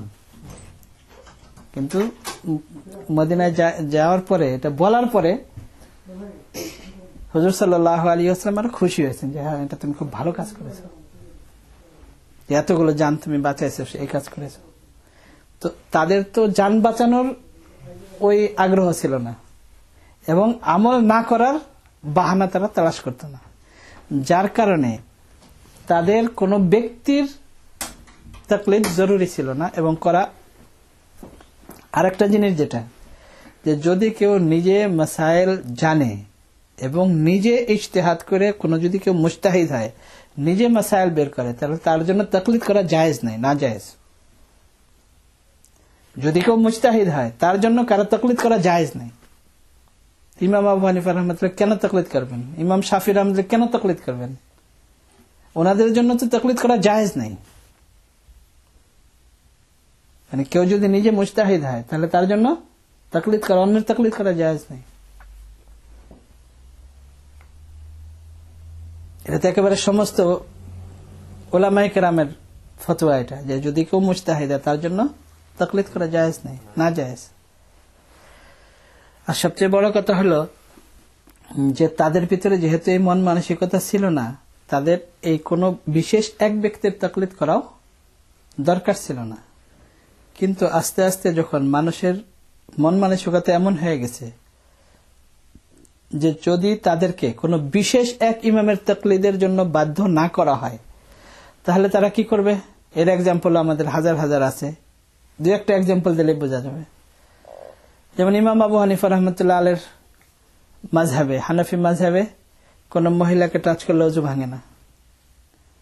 ইমাম শাফি রহমতুল্লাহ আলাইহির মাযহাবে দলিল প্রমাণ তো ভিন্ন, হাদিস আমাদেরও আছে, ইমাম শাফি রহমতুল্লাহ আলাইহির আছে। আমি তো এখন ওই বিষয়ে যাচ্ছি না, যখন হাদিস আসবে তখন। এটা শুধু একটা এক্সাম্পল দেওয়ার জন্য। ইমাম শাফি রহমতুল্লাহ আলাইহির মাযহাবে মহিলাকে নিজের স্ত্রীকেও যদি টাচ করে ওযু ভেঙে যাবে। তা এখন যদি কেউ বলে যে না, কোনো এক ইমামের ঠিক আছে তাকলিদ করব, আপনারা বলেন যে তাকলিদ ছাড়া কোনো রাস্তা নাই, যেহেতু যেগুলো জানি না কারো না কারো কথা মানতেই হবে। এই মনে করেন এই মশলাটাই মনে করেন যে হাদিস এটাও আছে যে কোন মহিলাকে টাচ করলে অজু ভেঙে যাবে, আবার এটাও আছে যে মহিলাকে টাচ করলে অজু ভাঙবে না। দুই রকমেরই হাদিস আছে। এখন যদি কেউ মুজতাহিদ না হয় তাহলে এই দুই হাদিসকে কিভাবে মিলাবে? ওই কথা ওই যে পিছনে যে আমরা চলে গেছি যে মানে দুইটার একটা অবস্থা অবশ্যই হবে। বলবে যে ঠিক আছে আমি এদের কারো ইজতিহাদ করবো না, আমি নিজেই করব। আর নিজে ইজতিহাদ করে বের করলো যে অজু ভেঙে যাবে, তো এটাতে ইমাম শাফি রহমতুল্লাহর মাযহাবে আগেই আছে। তাহলে তুমি নতুন ইজতিহাদ করে আর কি করলা? যদি ইজতিহাদ করে বের করে যে না অজু ভাঙবে না, তাহলে তো ইমাম আবু হানিফা রাহমাতুল্লাহ মাযহাবে আগেই আছে, তো তুমি ইজতিহাদ করে আর কি করলা? আচ্ছা, এই দুইটা ছাড়া আর কোনো পথ নাই, এই দুইটা ছাড়া আর তো কোনো পথ নাই, তাহলে তোমার নতুন ইজতিহাদের তো কোনো দাম নেই। আচ্ছা, আর তুমি যদি মুজতাহিদ না হও তাহলে দুইটার যে কোনো একটা তোমার মানতে হবে। যদি নিজে মুজতাহিদ না হও তো দুইটার একটা তো ফলো করতে হবে। তো এখন কথা হলো যে ইমাম আবু হানিফা রাহমাতুল্লাহ আলাইহির মাযহাবে অজু ভাঙে না, ইমাম শাফি রাহমাতুল্লাহ আলাইহির মাযহাবে অজু ভেঙে যায়। এখন সে যখন দেখবে যে অজু ভেঙে যায় সমস্যা, বলবে যে না আমি হানাফি, শীতের মধ্যে অজু করবো, আমি তো হানাফি, আমার অজু ভাঙে নাই। আচ্ছা, রক্ত বের হলে ইমাম শাফি রহমতুল্লাহ আলাইহির মাযহাবে অজু ভাঙে না, হানাফি মাযহাবে অজু ভেঙে যায়। এখন তার অজু করতে হবে, রক্ত বের হয়ে গেছে। এর আগে তো হানাফি ইমাম আবু হানিফা রহমতুল্লাহকে ফলো করছে, রক্ত বের হয়েছে, অজু ভেঙে যাবে, এখন শীতের মধ্যে অজু করতে হবে, না না আমি শাফি। তো বলার উদ্দেশ্য হলো যে মানুষের মনে বর্তমানে তো অনেক আগে থেকে চলে আসতেছে যে আমল না করার যে প্রবণতা, যে আমল যত কম করা যায় আর গা বাঁচানো যায় কিভাবে আমল না করে, এই প্রবণতা সাহাবাদের যুগে, তাবে তাবেইনের যুগে ছিল না। যার কারণে একে অপরকে জিজ্ঞেস করে আরো বেশি কিভাবে আমল করা যায় এটা চেষ্টা করতো তারা। কিন্তু পরবর্তীতে যেহেতু মানুষের মধ্যে প্রবণতা এমন হয়ে গেছে যে যত আমল কম করা যায় এবং কিভাবে গা বাঁচানো যায়, তখন কোনো এক ব্যক্তির তাকলিদ করা ওয়াজিব। আর যদি এমন না হয় তাহলে মানুষ দিনকে খেলা বানায় ফেলবে, দিন নিয়ে খেলা করবে। তার যেটা ভালো লাগবে বলবে আমি হানাফি, তার যেটা খারাপ লাগবে বলবে আমি শাফি। তখন দিন খেলা হয়ে যাবে। তো এই জন্য তাদের তাকলিদের তো প্রয়োজনই ছিল না, কিন্তু তারপরেও তারা একে অপরের কাছে জিজ্ঞেস করতেন এবং যে কোনো মাসলা জিজ্ঞেস করতেন। ছোট বড় কোনো ভেদাভেদ নাই, বরং মুহাদ্দিসিনদের ভিতরে তো এরকম অনেক জমা করেছেন অনেক মুহাদ্দিস যে রিওয়ায়াতুল আকাবিরি আনিল আসাগির, যে বড় যারা উস্তাদ যারা তারা ছাত্রদের কাছে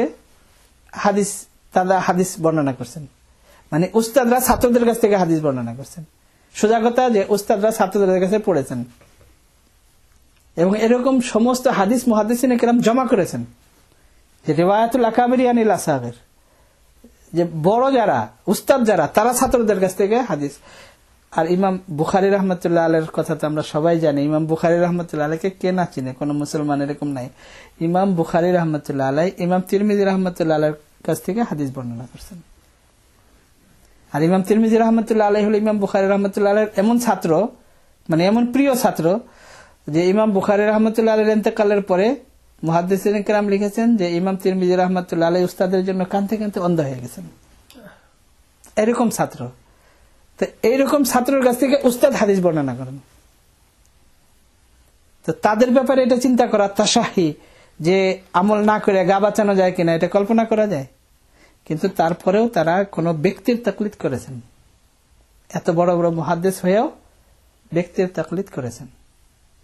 এবং এই জন্য কোনো এক ব্যক্তির তাকলিদ করা জরুরি। যদি তাদেরকে এইভাবে ছাড় দেওয়া হয় তাহলে গা বাঁচানোর জন্য তখন কখনো হানাফি হয়ে যাবে, কখনো শাফি, কখনো মালিকি, কখনো হাম্বলি, এবং দিনকে তখন তারা পুতুল বানায় ফেলবে। পুতুল যেভাবে খেলে দিন নিয়ে খেলা করবে। এছাড়া আরো একটা জিনিস আমাদের চিন্তা করা দরকার, যে দুনিয়াতে এমন কি কোনো কাজ আছে যেটা তাকলিদ ছাড়া করা যায়? আর তাকলিদের অর্থ যদি আমরা ইত্তেবাও করি, অনুসরণ করা, তো এমন কোন দুনিয়াতে কাজ কি আছে যেটা তাকলিদ ছাড়া করা যায়? কোন একটা কাজ এরকম যদি কেউ বলে যে আমি ডাক্তার হতে চাই, এত পড়ালেখা করার পরেও কি ডাক্তার হয়? এদেশে বলে রেসিডেন্সি, আমাদের দেশে বলে ইন্টার্নি। যতক্ষণ পর্যন্ত রেসিডেন্সি না করবে ততদিন পর্যন্ত কি তাকে কেউ চাকরি দিবে? যতদিন পর্যন্ত প্রেসক্রিপশন লেখার পরেও আবার ওই যে ডাক্তার যে থাকে মেন, তাকে যে দেখাইতে হয়, সে যদি ই করে দেখে হ্যাঁ ঠিক আছে এখন ঠিক আছে। তো তাকলিদ না করে তুমি যদি এত বছর পড়ালেখার পরেও ডাক্তার হইতে পারো না, এমনকি কেউ যদি কার্পেন্টার হইতে চায়, তাকলিদ না করে পারবে?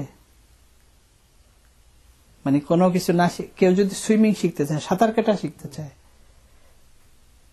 তাহলে বই পড়ে হাজার হাজার বই পড়ে কি সাঁতার কাটা শিখতে পারবে যতক্ষণ পর্যন্ত ইত্তেবা না করবে কারো? কেউ যদি তাকে না শিখায়।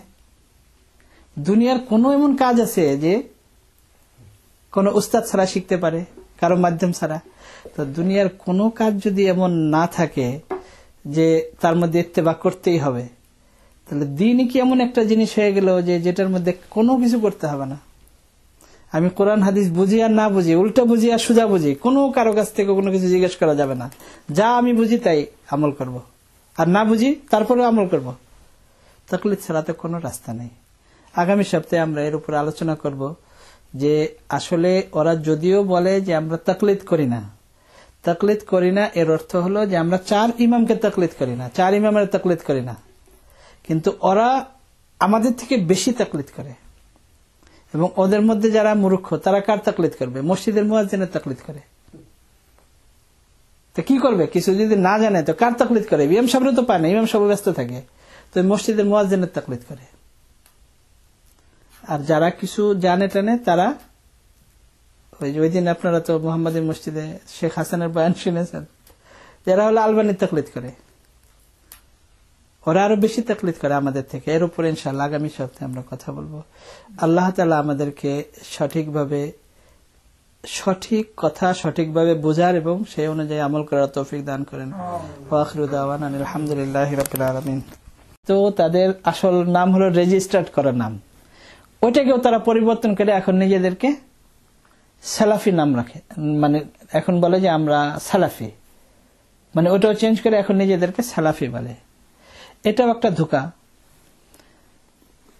সালাফিয়াতের আগেও আমরা আলোচনা করেছি, হয়তো আপনাদের মনে আছে, যে যেরকম মাযহাবের মধ্যে ফিকহের মধ্যে 4টা মাযহাব, উম্মত কিছু মতবিরোধের সাথে, যে 4 মাযহাবের মধ্যে যে মতবিরোধ, এই মতবিরোধের সাথেই উম্মত এই প্রায় 1300-1400 বছর ধরে তাদেরকে গ্রহণ করেছে।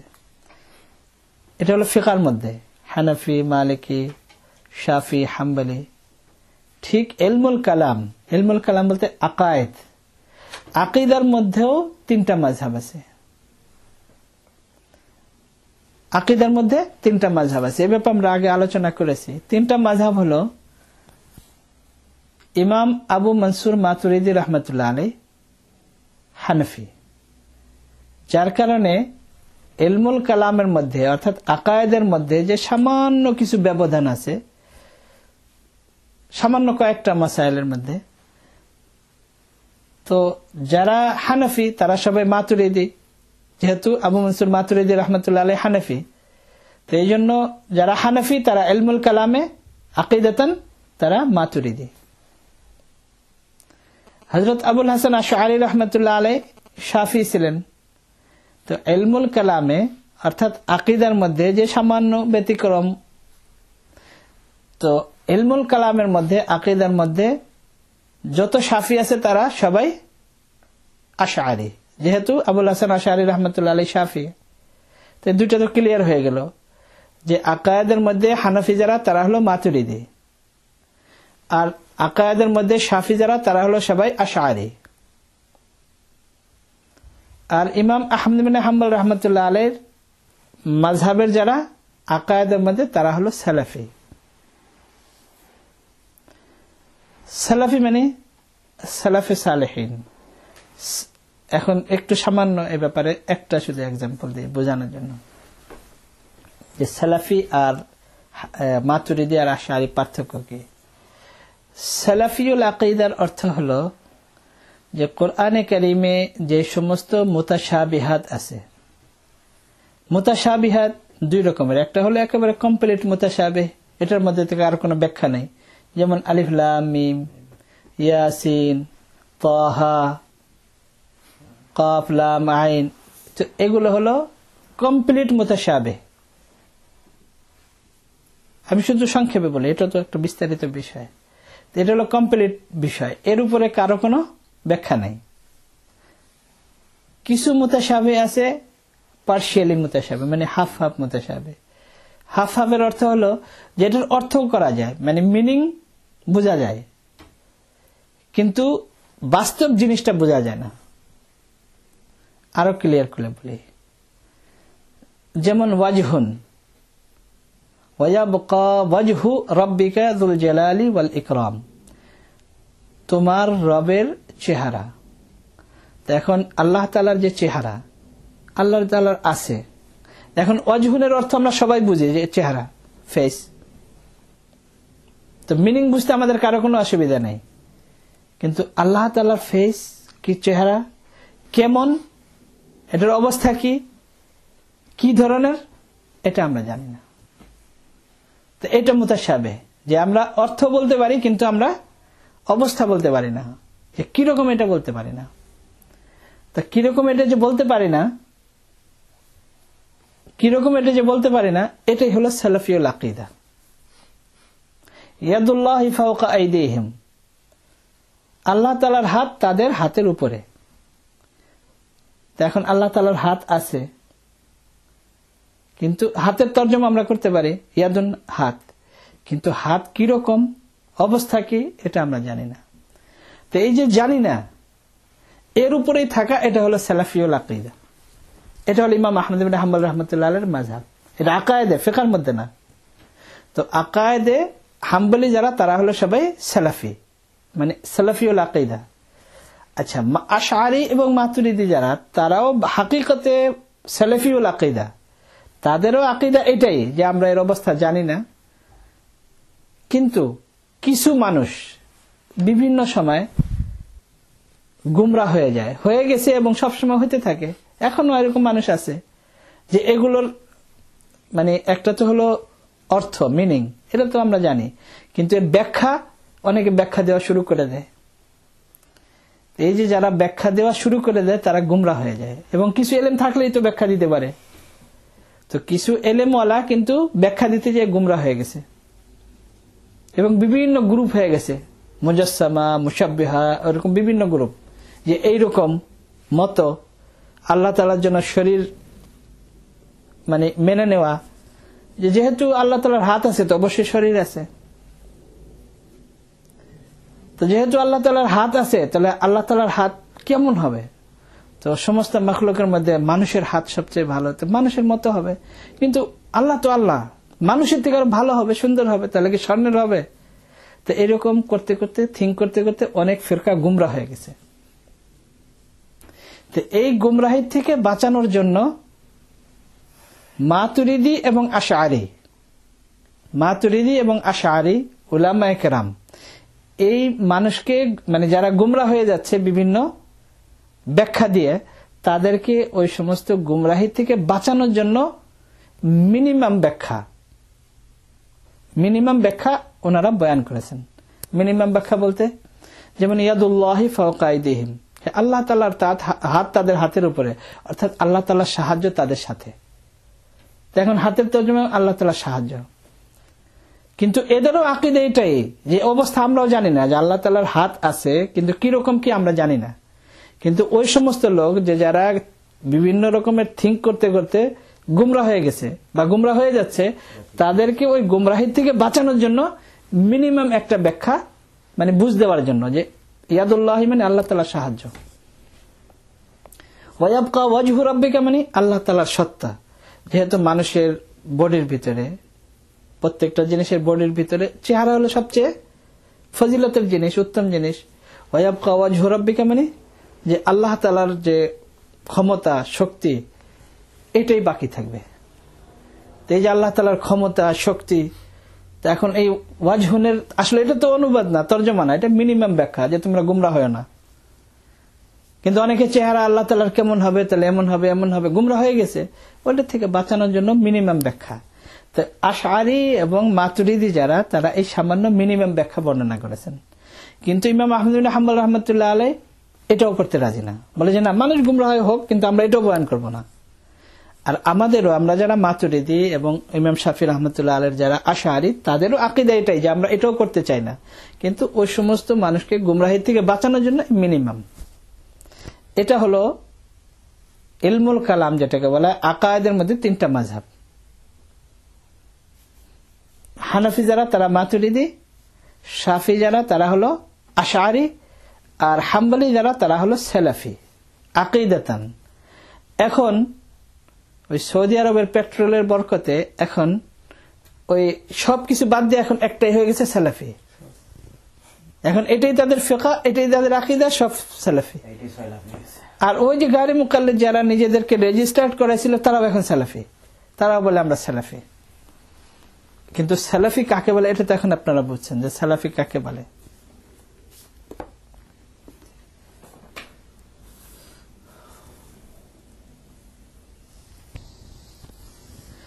আসলে সত্যিকার অর্থে তারা হলো জাহেরিও না, গায়রে মুকাল্লিদও না। তো এই বিভিন্ন নাম যে তারা এখন, যে তারা নিজেদেরকে নতুন আবার কাপড় চোপড় পরে আবার রাস্তায় বের হয়েছে সালাফি নাম দিয়ে, তো এটা হলো তাদের নিজেদের মনের একটা সান্ত্বনা। মানে কোন একটা কিছু দিতে হবে নাম, এই জন্য তারা নিজেদেরকে এখন সালাফি। এক হিসেবে বলতে গেলে যেরকম মনে করেন কাদিয়ানি যারা, মির্জা গোলাম আহমদ কাদিয়ানি, তারা এই কালমাই পড়ে লা ইলাহা ইল্লাল্লাহ মুহাম্মাদুর রাসূলুল্লাহ, কিন্তু মুহাম্মাদুর রাসূলুল্লাহ তারা অর্থ বলে যে এই মুহাম্মদ মানে হলো মির্জা গোলাম আহমদ কাদিয়ানি। কালেমা এটাই, কিন্তু অর্থ নিজেরা। তো ঠিক এদের অবস্থা তাই। ওই যে লা মাযহাবি, গায়রে মুকাল্লিদ, আহলে হাদিস, সালাফি, কিন্তু অর্থ তাদের একটাই। মানে তারা এই একই শব্দ সালাফি ব্যবহার করে, কিন্তু তাদের যে মনের ভাব ওটা হলো তারা যেটা মনে করে এটা। ওই কাদিয়ানীদের মতো কলমা এটাই পড়ে, কিন্তু তারা বলে যে এই কলমার ভিতরে যে মুহাম্মদুর, এই মুহাম্মদ মানে হলো মির্জা গোলাম আহমদ কাদিয়ানী। এই জন্য আপনাকে সুন্দর মতো কলেমা শুনে দিবে, আপনাকে কিছু বলবে না, কিন্তু ওরা মনে করে হলো মির্জা গোলাম আহমদ কাদিয়ানী, এরকম আর কি।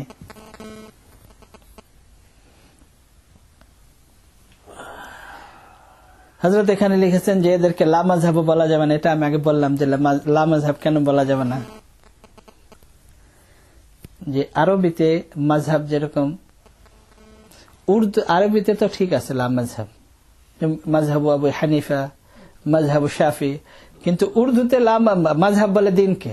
যেরকম তালিমুল ইসলাম আপনারা যারা পড়েছেন, তালিমুল ইসলামে তুম কौन हो, मैं मुसलमान हूं, तुम्हारा मजहब क्या है, তো লেখা হলো ইসলাম, মানে তোমার মাযহাব কি? ইসলাম। তো এখানে মাযহাব মানে হলো দিন।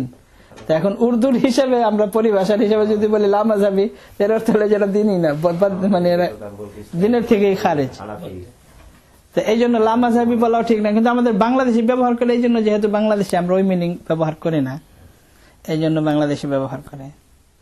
আর আহলুস সুন্নাতের জামার যে অর্থ, যে সুন্নাহ হুজুর সাল্লাল্লাহু আলাইহি ওয়াসাল্লামের সুন্নাত, খুলাফায়ে রাশিদিনের সুন্নাত, আর জামাত হলো জামাতুস সাহাবা, ইজমায়ে উম্মাহ, জামাতুল মুসলিমিন, তাহলে আহলুস সুন্নতি ওয়াল জামাআহ।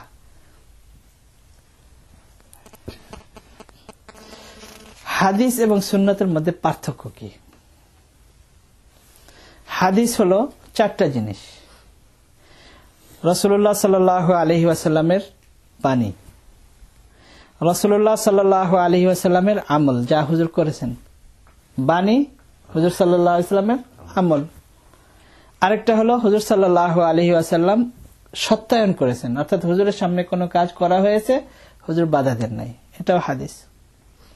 আরেকটা হলো রাসূলুল্লাহ সাল্লাল্লাহু আলাইহি ওয়াসাল্লামের ব্যক্তিগত গুণাবলী, যে হুজুর সাল্লাল্লাহু আলাইহি ওয়াসাল্লামের নাক এমন, চোখ এমন, চেহারা এমন, এরকম সুন্দর, এগুলো ব্যক্তিগত গুণাবলী যেগুলো,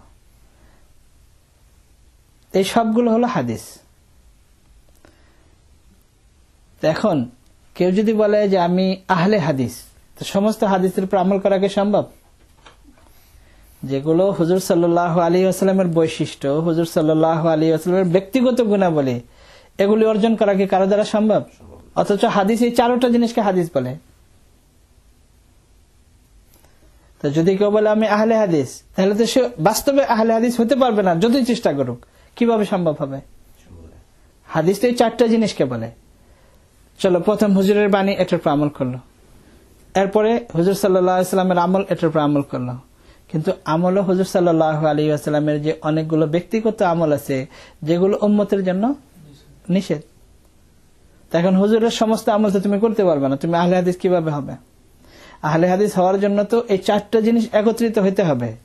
হুজুর সাল্লাল্লাহু আলাইহি ওয়াসাল্লামের বাণী, হুজুর সাল্লাল্লাহু আলাইহি ওয়াসাল্লামের আমল, আর যেটা সত্যায়ন, যেটা তাকরীর বলা হয়, যে হুজুর সাল্লাল্লাহু আলাইহি ওয়াসাল্লাম করতে দেখেছেন। আরেকটা হলো ব্যক্তিগত হুজুর সাল্লাল্লাহু আলাইহি ওয়াসাল্লামের গুণাবলী। তো এখন হুজুর সাল্লাল্লাহু আলাইহি ওয়াসাল্লাম যা আমল করেছেন, ইচ্ছা করলেও তো সবগুলো করা সম্ভব নয়। হুজুর সাল্লাল্লাহু আলাইহি ওয়াসাল্লাম একসাথে 9 জন বিবি একত্রিত রেখেছেন। এখন যদি কোনো উম্মতি বলে যে আমি হাদিসের উপর আমল করব, তাহলে 9 জন বিবি একসাথে রাখা তার জন্য কি জায়েজ আছে? কিন্তু গায়রে মুকাল্লিদিনরা বলে যে না, কোনো অসুবিধা নেই। হুজুর সাল্লাল্লাহু আলাইহি ওয়াসাল্লাম করেছেন, আমাদের অসুবিধা কি? যত ইচ্ছা আপনি বিয়ে করতে পারেন।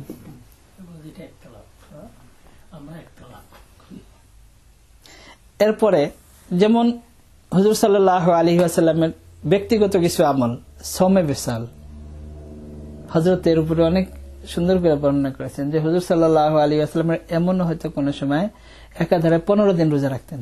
একাধারে 15 দিন, মানে 15 দিনের অর্থই না এর মধ্যে আর কিছু খাওয়া পান করা ছিল না। একাধারে 15 দিন, একাধারে 1 সপ্তাহ রোজা রাখতেন। এটা কি কোনো উম্মতের দ্বারা সম্ভব? হুজুর সাল্লাল্লাহু আলাইহি ওয়াসাল্লাম বলতেন, ইউতআমুনি রাব্বি ওয়া ইয়াসকিন, আল্লাহ তাআলা আমাকে পান করায়, আল্লাহ আমাকে খাওয়ায়। তো এটাও তো হাদিস, কিন্তু এটা কি আমল করা কারো দ্বারা সম্ভব? কিন্তু সম্ভব যদি কেউ মনেও করে, কিন্তু তার জন্য কি জায়েজ? যেহেতু হুজুর সাল্লাল্লাহু আলাইহি ওয়াসাল্লাম নিষেধ করেছেন, কিন্তু হাদিস। হুজুর সাল্লাল্লাহু আলাইহি ওয়াসাল্লাম নিষেধ করেছেন এই ব্যাপারে রোজা রাখতে। বলেছেন যে আমি পছন্দ করি। হযরত আব্দুল্লাহ ইবনে আমর ইবনে আল-আস রাদিয়াল্লাহু তাআলা আনহুকে যখন বলেছিলেন যে একদিন রোজা রাখো, একদিন ইফতার করো, এটা হলো সামে দাউদ। দাউদ আলাইহিস সালাম এই ব্যাপারে রোজা রাখতেন। এবং অন্য এক সাহাবীর ঘটনাও আছে। হযরত সালমান ফারসি রাদিয়াল্লাহু তাআলা আনহু, সাহাবীর নাম এখন আমার মানে বড় সাহাবী, আমার মনে আসতেছে না। হযরত সালমান ফারসি রাদিয়াল্লাহু তাআলা আনহু যখন, উনি তো আগেই মদিনাতে এসে গেছিলেন, এটা তো আপনারা জানেন যে অনেক অনেক বয়স ছিল তখন। মানে সে ইরান থেকে শুরু করে উনি সফর শুরু করছেন। করতে করতে করতে হুজুর সাল্লাল্লাহু আলাইহি ওয়াসাল্লামকে তালাশ করতে করতে করতে করতে করতে মদিনা পর্যন্ত পৌঁছে গেছেন। মানে এক ইহুদি রাহেবের কাছে গেছে, রাবাই। তো সে বলছে যে এরকম মক্কা থেকে আসবে, মদিনাতে আসবে, মানে ইয়াসরিবে আসবে। তো সেই হিসাবে চলে গেছে, কিন্তু সেখানে তাকে কেউ, এক ইহুদি তাকে গোলাম বানিয়ে ফেলছে। যাই হোক, হযরত সালমান ফারসি রাদিয়াল্লাহু তাআলা আনহু জানতে পারছেন যে হুজুর সাল্লাল্লাহু আলাইহি ওয়াসাল্লাম এখন আসতেছেন। মানে যখন হুজুর সাল্লাল্লাহু আলাইহি ওয়াসাল্লাম হিজরত করে যান, তো গাছের উপরে, খেজুর গাছের উপরে গোলাম, তখন স্লেভ কাজ করতেছিলেন। তো শরীর কেঁপে উঠছে। তো মালিক তো নিচে, তো জিজ্ঞাসা করছে যে আমি শুনছি এরকম নাকি একজন নবী এরকম আসছে এখানে হিজরত। তো সে ওখান থেকে রাগ করে উঠছে, তো তোমার কাজ তুমি করো, তোমার এটাতে কি। যাই হোক, তো হযরত সালমান ফারসি রাদিয়াল্লাহু তাআলা আনহুর ভিতরে তো যে জজবা ছিল ওটা তো যাই হোক আস্তে আস্তে যে কোনো ভাবে উনি পৌঁছে গেছেন। এবং আশ্চর্য ঘটনা হলো, যখন খন্দকের সময় ওই খন্দক খোদার পরামর্শ হযরত সালমান রাদিয়াল্লাহু তাআলা আনহু দিয়েছেন, ইয়া রাসূলুল্লাহ, যে আমাদের দেশে পারস্যে আমরা এরকম করতাম যে যদি দুশমন অনেক ভারী হয়, বেশি হয়, আর নিজেরা যদি সংখ্যায় কম হয় বা এরকম থাকে, তখন এরকম যদি খন্দক খোদা হয়, গর্ত করা হয়, তাহলে দুশমন আসতে পারে না, পৌঁছতে পারে না। তো হুজুর সাল্লাল্লাহু আলাইহি ওয়াসাল্লাম হযরত সালমান ফারসি রাদিয়াল্লাহু তাআলা আনহুর এই পরামর্শ গ্রহণ করেছেন। এখন যেহেতু তার পরামর্শে খন্দক খোদা হইতেছে, তো হুজুর সাল্লাল্লাহু আলাইহি ওয়াসাল্লাম ভাগ ভাগ করে দিয়েছেন যে আনসাররা এদিকে, মুহাজিররা এদিকে, তোমরা এদিকে করো, তোমরা এদিকে করো, সবাইকে ভাগ ভাগ, মানে এক এক সাহাবিকে জিম্মাদারি দিয়েছে, তোমার আন্ডারে এতজন, তোমার আন্ডারে এতজন, তোমার আন্ডারে এতজন, সব সাহাবিকে এরকম ভাগ করে দিয়েছেন। এখন হযরত সালমান ফার্সি রাদিয়াল্লাহু তাআলা আনহুকে নিয়ে সাহাবাদের ভিতরে মানে মহব্বতের কষাকষি শুরু হয়ে গেছে। আনসার যারা তারা বলে যে না, উনি মুহাজির, হিজরত করে আসছেন এখানে এই দেশে, উনি তো হুজুর সাল্লাল্লাহু আলাইহি ওয়াসাল্লামকে তালাশ করার জন্য এখানে হিজরত করে আসছেন, এই জন্য ওনাকে মুহাজিরিনদের সাথে দিতে হবে, ইয়া রাসূলুল্লাহ আমাদের সাথে দেন। আনসাররা বলছে যে না, উনি তো মদিনাতে আগেই আসতেন, উনি তো আগেই মদিনাতে ছিলেন, উনি তো এখন হিজরত করেন নাই, তো এই জন্য উনি আনসার, ইয়া রাসূলুল্লাহ ওনাকে আমাদের সাথে দেন। তো হুজুর সাল্লাল্লাহু আলাইহি ওয়াসাল্লাম উভয় গ্রুপের মানে ঝগড়া শোনার পরে, এটা মানে ঝগড়া মানে মহব্বতের টানাটানি আর কি, যে উনি আমাদের সাথে হবে, উনি আমাদের সাথে হবে। হুজুর সাল্লাল্লাহু আলাইহি ওয়াসাল্লাম চুপ করে থাকেন, পরে বলেন যে দাঁড়াও আমি ফয়সালা করি, তোমরা তো ফয়সালা করতে পারবে না। সালমান আমার ফ্যামিলি, সালমান আমার ফ্যামিলি। আল্লাহু আকবার। কোথায়? পারস্য থেকে, ইরান থেকে গেছেন হুজুর সাল্লাল্লাহু আলাইহি ওয়াসাল্লাম, কুরাইশ, বলেন সালমান আমার ফ্যামিলি। মানে কত বড় ফজিলত হুজুর বর্ণনা করেছেন হযরত সালমান ফার্সি রাদিয়াল্লাহু তাআলা আনহুর জন্য, যে আমার ফ্যামিলি। যাই হোক, এখানে বলার উদ্দেশ্য যেটা, ওই সওমে দাউদ যেটা, তো হুজুর সাল্লাল্লাহু আলাইহি ওয়াসাল্লাম মুআখাদ, ভাই ভাই বানাই দিয়েছেন, একজন আনসার একজন মুহাজির। এখন সালমান ফার্সি রাদিয়াল্লাহু তাআলা আনহু যে কোনো ভাবে ছুটে আসছে ওই ইহুদের কাছ থেকে, হযরত সালমান ফার্সি রাদিয়াল্লাহু তাআলা আনহুকে একজন আনসারের সাথে ভাই বানাই দেওয়া হয়েছে, বড় সাহাবী। এখন ওনার বাসায় গেছেন, যাওয়ার পরে উনি হয়তো কোনো কাজে গেছেন, আর ওই সময় তো এখনো পর্দার আয়াত নেই, কোনো কিছু নেই, আর ওনার তো অনেক বয়স, তখনই প্রায় 150 বছরের মতো বয়স, মানে ওই সময় ওনার 150 বছরের উপরে বয়স, পরে তো আরো জীবিত ছিলেন, অনেক লম্বা জামানা পাইছেন। তো উনি সাহাবীর স্ত্রীকে, আনসারী সাহাবীর স্ত্রীকে বলছেন, কেমন তোমাদের সংসার, কেমন চলছে কি? তো মহিলা বলছে যে আপনার ভাই খুব ভালো, সারাদিন রোজা রাখে, সারা রাত্রি ইবাদত বন্দেগী করে। তো উনি বুঝে গেছেন যে তো অবস্থা খারাপ, আর উনি তো ওনার তো সারা দুনিয়ার অভিজ্ঞতা, এত বয়স হয়ে গেছে। তো এখন আসছে, আসার পরে সাথে সাথে খানা নিয়ে আসছে, খানা নিয়ে আসছে। এখন খানা দস্তখান বিছেছে, খানা দিচ্ছে, খাও। তো বলে না তুমি বসো, বলে যে আমি তো রোজা রেখেছি, আমি খাবো না তোমার খাবার। তো আরবদের জন্য এটা বিরাট বড় বেইজ্জতির ব্যাপার, আরবদের জন্য এটা খুবই বেইজ্জতির ব্যাপার, মানে তাদের তো মেহমান নামাজি তাদের একটা, আর মেহমান যদি বলে যে আমি তো না তোমার খাবার খাবো না, এটা তাদের জন্য বিরাট বেইজ্জতি। এখন কি করবে, বাধ্য হয়ে এখন রোজা ভাঙছে, খাওয়া শুরু করেছে। গেছে দিন গেছে, আর রাত্রিবেলা হযরত সালমান ফার্সি রাদিয়াল্লাহু তাআলা কে বিছনা করে দিয়েছে শোয়ার জন্য, ঘুমানোর জন্য। বলে তোমার বিছনা নিয়ে আসো আমার পাশে। বলে না আমার তো নামাজ পড়তে হবে। বলে না বিছনা নিয়ে আসো এখানে। কি করবে, ভাই বানাই দিচ্ছে হুজুর, এখন মেহমানের কথা, বিছনা নিয়ে আসছে। মনে করছে এই ঘুমাই গেলে আমি উঠে নামাজ পড়বো। হযরত সালমান ফার্সি রাদিয়াল্লাহু সারা রাত্রি ঘুমান নেই, যে কখন উঠে যায়। তো একটু পরে উঠতে যায়, সব আবার একটু পরে না ঘুমাও, এরকম করতে করতে শেষ রাত্রে হযরত সালমান ফার্সি রাদিয়াল্লাহু বলছেন উঠো, এখন উঠো, উঠে নামাজ পড়ো। তো দুইজন নামাজ পড়ছেন, ফজরের নামাজ হযরত সাল্লাল্লাহু আলাইহি ওয়াসাল্লামের পিছনে গিয়ে পড়ছেন। ইয়া রাসূলুল্লাহ আপনি উনি আমাকে তো মুসিবত আপনি আমার সাথে দিচ্ছেন, উনি আমার ভাই না, তো আমার মুসিবত, আমার রোজা নষ্ট করছে, আমার ইবাদত বন্দেগী নষ্ট করে দিছে, আপনি আমার কি ভাই বানাই দিলেন, উনি তো আমার মুসিবত হয়ে গেছে, সামনেই বলতেছে। হযরত সালমান ফার্সি রাদিয়াল্লাহু তাআলা আনহু বলেন ইয়া রাসূলুল্লাহ আমি তাকে বলেছি যে দেখো তুমি বিবাহিত, তোমার স্ত্রীর হক আছে, তোমার শরীরের হক আছে, তো তোমার শরীরের হক তোমার আদায় করতে হবে, যেমন আল্লাহর হক আদায় করতে হবে, ঠিক তোমার স্ত্রীর হক আদায় করতে হবে। হুজুর সাল্লাল্লাহু আলাইহি ওয়াসাল্লাম খুব পছন্দ করেছেন কথাটা, বলেছে সালমান ঠিক বলেছে, ইন্না লিজাসাদিকা আলাইকা হাক্কান ওয়া ইন্না লিজাওজিকা আলাইকা হাক্কান ওয়া ইন্না লিনাফসিকা আলাইকা হাক্কান তো হুজুর সাল্লাল্লাহু আলাইহি ওয়াসাল্লাম অনেক পছন্দ করেছেন। এবং অন্য সময় হুজুর সাল্লাল্লাহু আলাইহি ওয়াসাল্লাম এর সাথে কানেক্টেড না। অন্য সময় হুজুর সাল্লাল্লাহু আলাইহি ওয়াসাল্লাম হুবহু এই জিনিসটা এটা তো যখন হযরত সালমান ফারসি রাদিয়াল্লাহু তাআলা আনহু বললেন, হুজুর সাল্লাল্লাহু আলাইহি ওয়াসাল্লাম যখন এটা পছন্দ করলেন, তো এটা তো হাদিস হয়ে গেছে। কিন্তু অন্য সময় হুজুর সাল্লাল্লাহু আলাইহি ওয়াসাল্লাম অন্য সাহাবাদেরকে হুবহু এই শব্দগুলো ব্যবহার করেছেন, সেম শব্দগুলো ব্যবহার করেছেন। যাই হোক, তো ওই যে রোজা রাখা, যেটা সমেদ বিসাল, এটা হুজুর সাল্লাল্লাহু আলাইহি ওয়াসাল্লামের সাথে খাস, অন্য কারোর জন্য এরকম পারমিশন নেই।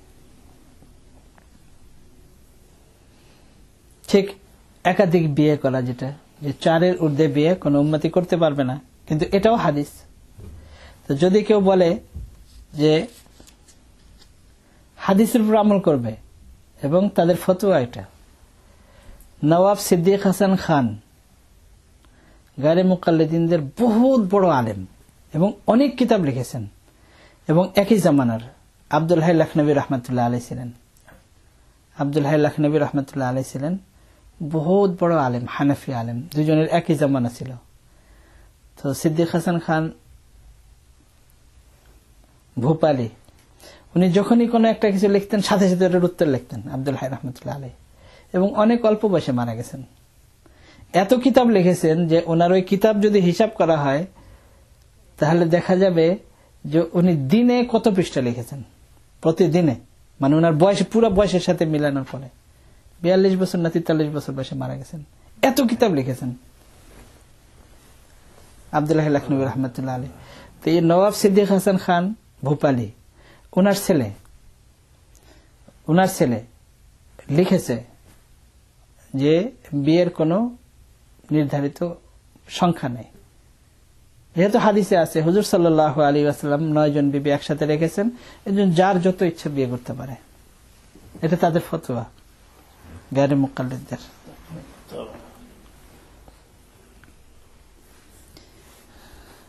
ঠিক এমনই অনেকগুলো হাদিস আছে যেগুলো হাদিস কিন্তু মনসুখ। হযরত এর উদাহরণ দিয়েছেন আমাদের সবার মনে আছে, আল ওয়াদু মিম্মা মাসসাতিন নার।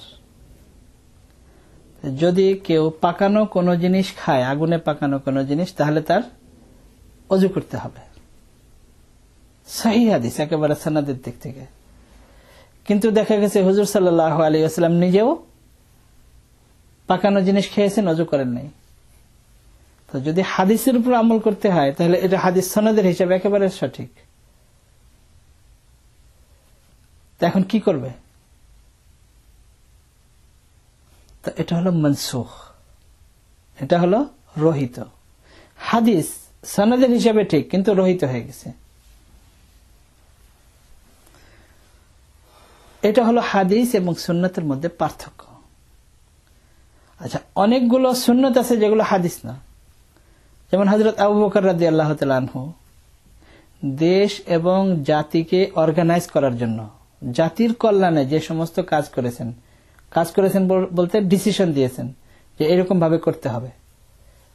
যেমন হযরত আবু বকর সিদ্দিক রাদিয়াল্লাহু তাআলা আনহু যাকাতের মাসলার ব্যাপারে যেভাবে ডিসিশন নিয়েছেন, মুসাইলামা কাযযাবের ব্যাপারে যেভাবে ডিসিশন নিয়েছেন, হযরত ওমর রাদিয়াল্লাহু তাআলা আনহু 20 রাকাত তারাবির ব্যাপারে যেভাবে ডিসিশন নিয়েছেন, হযরত উসমান রাদিয়াল্লাহু তাআলা আনহু জুমার দিনের দ্বিতীয় আযানের যে ডিসিশন দিয়েছেন, হযরত আলী রাদিয়াল্লাহু তাআলা আনহু জঙ্গে জামালের সময়, হযরত আয়েশা রাদিয়াল্লাহু তাআলা তো ভিন্ন একটা দিক, ওই সময় হযরত আয়েশা রাদিয়াল্লাহু তাআলা নিজেও অ্যারেস্ট ছিলেন, যেহেতু যুদ্ধে হেরে যাওয়া মানে অ্যারেস্ট হয়ে যাওয়া, যুদ্ধবন্দী।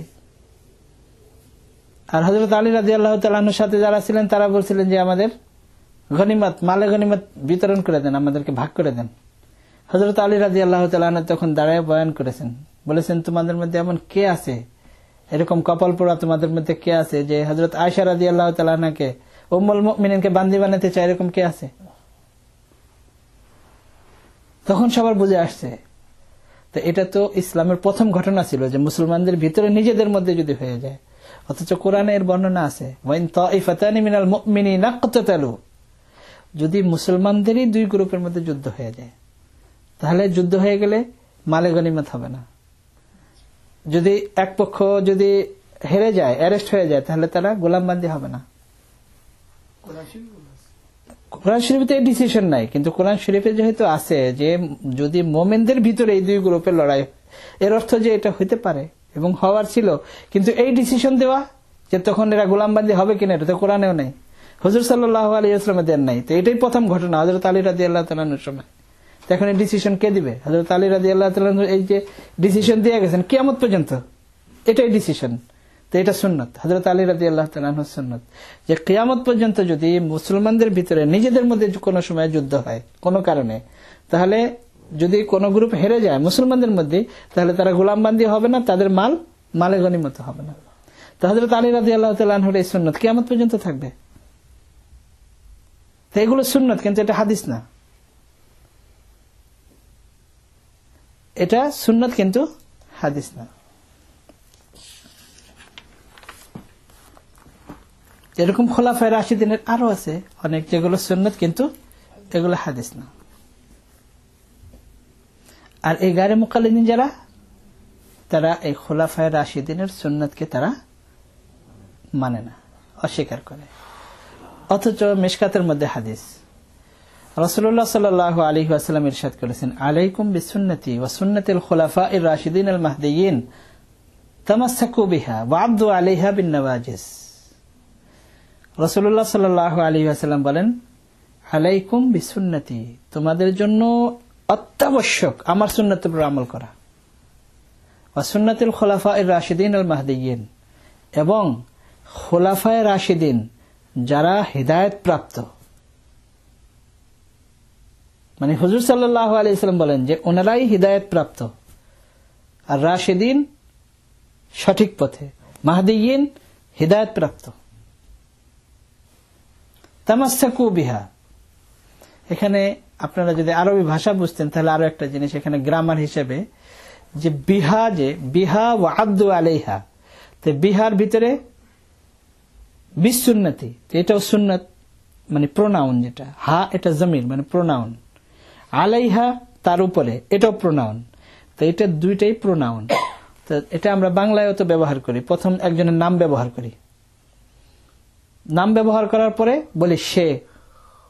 তো ঠিক এরকম ভাবে আরবির নিয়ম হলো, গ্রামার হলো, যে যদি প্রথম এক ব্যক্তির আলোচনা হয় যে এর কথাও শুনো, মানে একজনের নাম ধরে যে অমকের কথা শুনো, এরপরে যাদের কথা বলা হয় যে এরটাও শুনো এরটাও শুনো, তো এই যে এরটাও শুনো এরটাও শুনো আরবি গ্রামার হিসেবে এই যে প্রোনাউন ইউজ করা হলো, এটা শেষে যার আলোচনা হয়েছে তার সাথে কানেক্টেড হয়। তো আলাইকুম বিসুন্নতি, আমার সুন্নতের উপর আমল করা তোমাদের জন্য জরুরি, ওয়া সুন্নাতিল খুলাফাইর রাশিদিন আল মাহদিয়িন। তো হুজুর সাল্লাল্লাহু আলাইহি ওয়াসাল্লামের সুন্নত আগে, পরে লাস্টে যে সুন্নত এটা হচ্ছে খুলাফায়ে রাশিদিনের সুন্নত।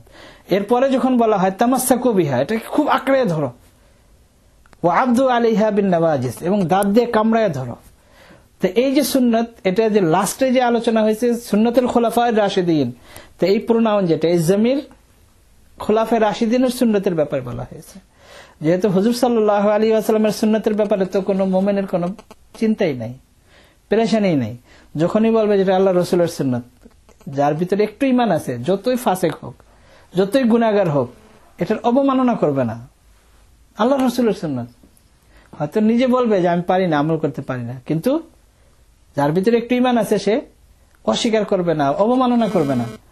কিন্তু যখনই খুলাফায়ে রাশিদিনের সুন্নত আসবে, তো এক স্টেপ পর, তখন ভয় আছে, চিন্তা আছে, হয়তো কেউ নাও মানতে পারে, হয়তো কেউ গ্রহণ নাও করতে পারে। তো এই জন্য হুজুর সাল্লাল্লাহু আলাইহি ওয়াসাল্লাম বলেছেন, সুন্নাতুল খুলাফায়ে রাশিদিন আল মাহদিয়িন তামাসসাকু বিহা ওয়া আদু আলাইহা বিন নওয়াজিস, তাদের সুন্নতকে, আমার সুন্নতকে তো তোমরা ফলো করবেই।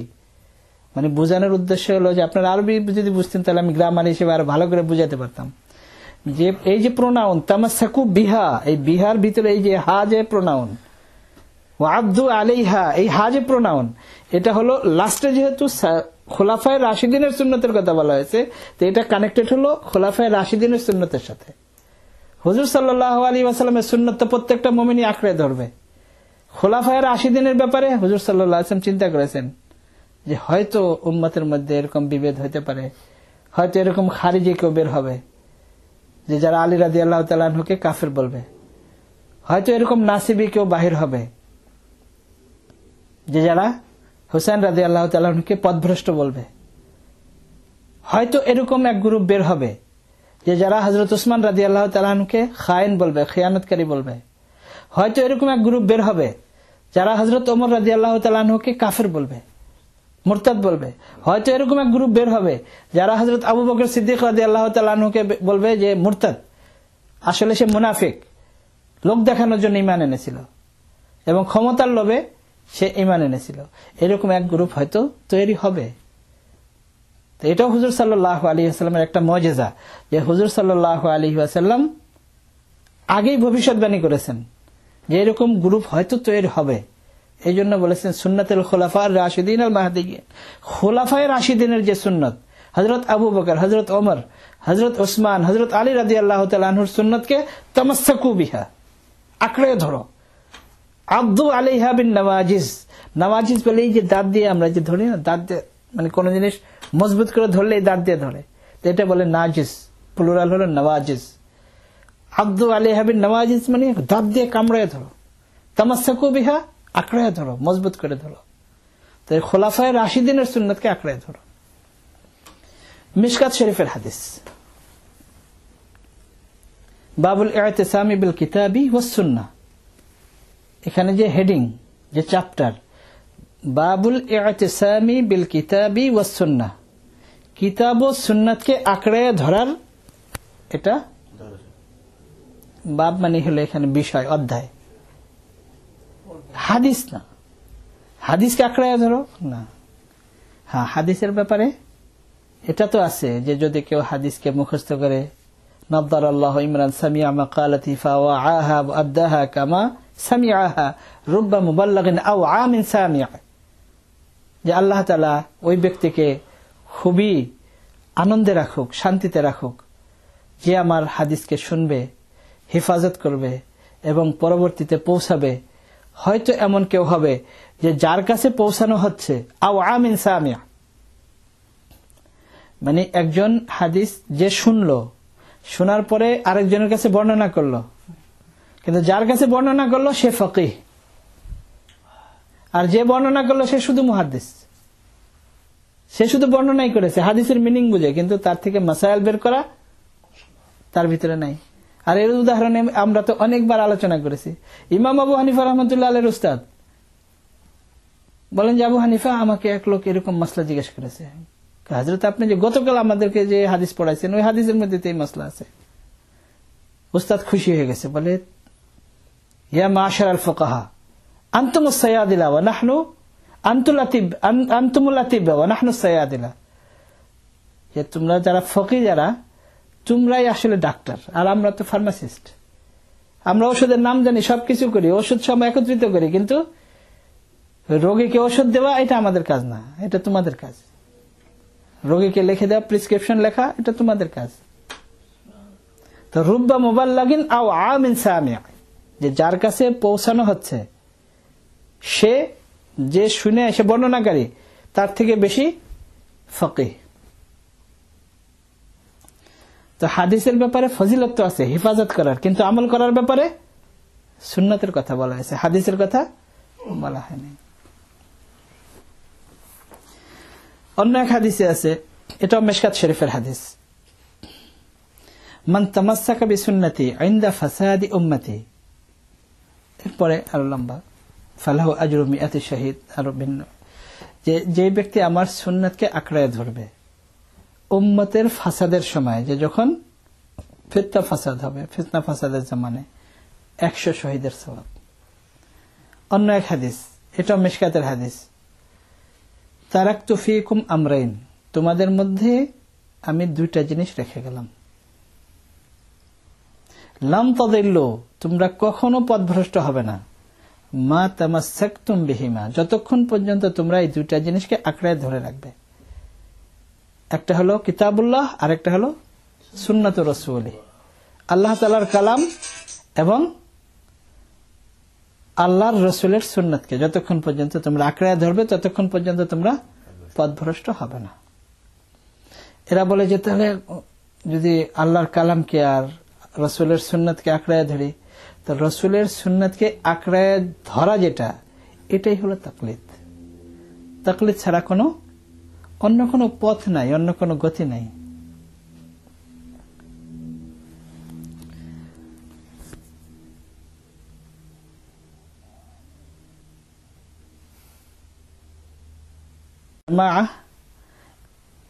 এখানে হযরত লিখেছেন যে এটাও একটা হাদিসের দিকে ইশারা। এক হাদিসের মধ্যে আছে, এই হাদিস আমরা সবাই জানি, সবসময় শুনে থাকি, যে বনি ইসরায়েলের ইহুদিদের 72টা গ্রুপ ছিল, ফেরকা ছিল, আর আমার উম্মতের হবে 73টা। 73টার অর্থ এই না যে একেবারে হাতে গোনা 73টা, মানে অধিক, অর্থাৎ আরো বেশি হবে। এবং তাদেরও যে 72টাই হবে এরকম, মানে এটা অধিক সংখ্যা বোঝানোর জন্য, যে তাদের অনেক গ্রুপ, আমার উম্মতের মধ্যে আরো বেশি গ্রুপ হবে। কিন্তু সাহাবায়ে কেরাম যখন জিজ্ঞেস করেছেন, সাহাবায়ে কেরাম এটা জিজ্ঞেস করেন নাই যে জাহান্নামে কারা কারা যাবে, এটা জিজ্ঞেস করেন নাই, ওনাদের এটা দরকারই ছিল না। সাহাবায়ে কেরাম জিজ্ঞেস করেছেন, ইয়া রাসূলুল্লাহ, তো জান্নাতে কারা যাবে? হুজুর সাল্লাল্লাহু আলাইহি ওয়াসাল্লাম বলেছেন, মা আনা আলাইহি ওয়া আসহাবি। মা আনা আলাইহি, যার উপরে আমি আছি, অর্থাৎ আমার পথে যদি কেউ চলে এবং আমার সাহাবার পথে যদি কেউ চলে, আমার তরিকা এবং আমার সাহাবাদের তরিকায় যদি কেউ চলে, এটাও মিশকাতের হাদিস।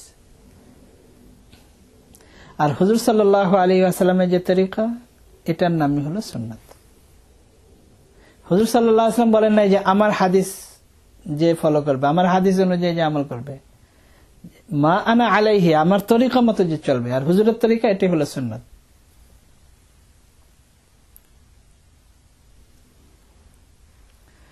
আল্লামা ইবনে তাইমিয়া রাহমাতুল্লাহ আলাইহি, গায়রে মুকাল্লিদ যারা মনে করে যে আমাদের ইমাম, আসলে তিনি হাম্বলি, মিনহাজুস সুন্নাহর ভিতরে, ওনার কিতাবের নাম হলো ইবনে তাইমিয়া রাহমাতুল্লাহ আলাইহি মিনহাজুস সুন্নাহ, এর ভিতরে আহলুস সুন্নাতি যে শব্দটা, এর ব্যাখ্যায় ইমাম ইবনে তাইমিয়া রাহমাতুল্লাহ আলাইহি এটাই লিখেছেন, যে হুজুর সাল্লাল্লাহু আলাইহি ওয়াসাল্লামের তরিকা এবং জামাত মানে হলো, মা আনা আলাইহি ওয়া আসহাবি মানে হলো সাহাবায়ে কেরামের পথে, অর্থাৎ জামাতুল মুসলিমিন। সাহাবাদের যদি কোনো জিনিসের উপরে ইজমা হয়ে যায়, তাহলে এটা হুজুর সাল্লাল্লাহু আলাইহি ওয়াসাল্লাম, মা আনা আলাইহি আসহাবি মানে আমার সাহাবায়ে কেরাম যদি কোনো বিষয়ে একমত হয়ে যায়, তখন আপনারা বলেন, হযরত ওমর রাদিয়াল্লাহু তাআলা আনহুর সময়, হযরত ওমর রাদিয়াল্লাহু তাআলা আনহু আলী রাদিয়াল্লাহু তাআলা আনহুর পরামর্শে সমস্ত সাহাবায়ে কেরামকে নিয়ে একত্রিত করে পরামর্শ করে, কারো কোনো দ্বিমত ছিল? তো সমস্ত মা আনা আলাইহি ওয়া আসহাবি, যে 20 রাকাত তারাবি এইভাবে পড়তে হবে, কোন সাহাবীর কোনো দ্বিমত ছিল না। আর এরা বলে এটা তো ওমরের বিদআত, মানে ওমর এমন, মানে এদের ছোট ভাই আর কি, এটা ওমরের বিদআত। যাই হোক, আগামী সপ্তাহে আমরা এর উপর আলোচনা করব যে কোন কোন জিনিসের মধ্যে তাকলিদ। তার কারণে এটা তো একটা প্রশ্ন আসে যে আলাইকুম বি সুন্নতি ওয়া সুন্নাতিল খুলাফায়ে রাশিদিন আল মাহদিয়িন, তাহলে তাকলিদ কোন কোন জিনিসের মধ্যে করতে হয়? এরা তো মানুষের ভিতরে এরকমই একটা ভুল ধারণা দিয়ে দেয় যে এই সমস্ত মাসাইলের ভিতরে এরা তাকলিদ করে, ইমাম আবু হানিফা তাকলিদ করে, শাফি যারা শাফির তাকলিদ করে, এরকম না। 3 বিষয়ের জিনিস, 3 ধরনের জিনিস তার মধ্যে তাকলিদ করে, আর বাকি দিনের কোন বিষয়ে কেউ তাকলিদ করে না। শাফিও না, আর মালিকিও না, হাম্বলিও না, হানাফিও না, কেউ করে না। তাকলিদ করে যা, তার সংখ্যা বেশি থেকে বেশি 20% মাসাইল, আর 80% যেগুলো, এগুলোর মধ্যে কারো কোনো দ্বন্দ্ব নেই, কারো কোনো মতবিরোধ নেই। এই যে 20%, এই 20% হলো কোন ধরনের, এর উপরে আগামী সপ্তাহে আমরা আলোচনা করব যে এই 20% এমন যে এর উপরে তাকলিদ ছাড়া আর কোনো গতি নাই, কোনো রাস্তা নেই, এমনকি গায়রে মুকাল্লিদও পারবে না এছাড়া কোনো, মানে চলার তাদেরও কোনো গতি নেই, তাদেরও কোনো একটা অবলম্বন করতে হয়, কিন্তু নাম দেয় না আর কি, যে আমরা এদের ফলো করি, কিন্তু তাদেরও একটা না একটা করতেই হয়। মনে করেন কোরআনের যদি কোনো একটা আয়াত হয় আর এর যদি দুই ধরনের মিনিং হয়, তা দুইটা মিনিং এর উপর একসাথে আমল করা যায়? একটা একটার অপোজিট হয়। হাদিস যদি হয় আর এইদিকেও হাদিস এদিকেও হাদিস, এগুলো সহি এগুলো সহি, তো দুইটার উপর একসাথে আমল করা সম্ভব? যারা বলে আমরা আহলে হাদিস, তারা কি দুই ধরনের হাদিস উপর আমল করতে পারবে? তো তাদেরও এছাড়া কোনো গতি নাই, কোনো একদিকে যেতে হবে। এরপরে আরো একটা যেটা এরা বলে যে না তাকলিদ করবোই না। আচ্ছা তাকলিদ করবা না, ভালো কথা।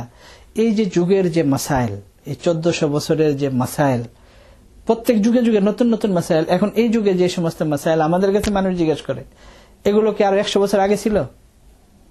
মানে এখন আমাদের কাছে এই দেশে বিশেষ করে আমাদের কাছে যে সমস্ত মাসাইল আমাদের কাছে মানুষ ফোন করে জিজ্ঞেস করে, এগুলো কি 100 বছর আগে ছিল? তো যদি তুমি কারো তাকলিদ না করো, তো কোনো একটা হাদিস তাদের শুনাই দাও এই মাসলার ব্যাপারে, কোরআনের একটা আয়াত শুনাই দাও, সম্ভব?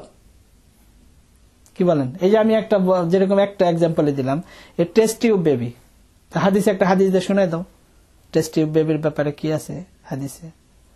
তো এখানে যদি কেউ ইজতিহাদ না করে এবং কেউ যদি রিসার্চ করে বের না করে, আর তার যদি কেউ তাকলিদ না করে, তো এটা কি কারো দ্বারা সম্ভব এটা বর্ণনা করা? বলেন, তাকলিদ ছাড়া কোনো রাস্তা আছে?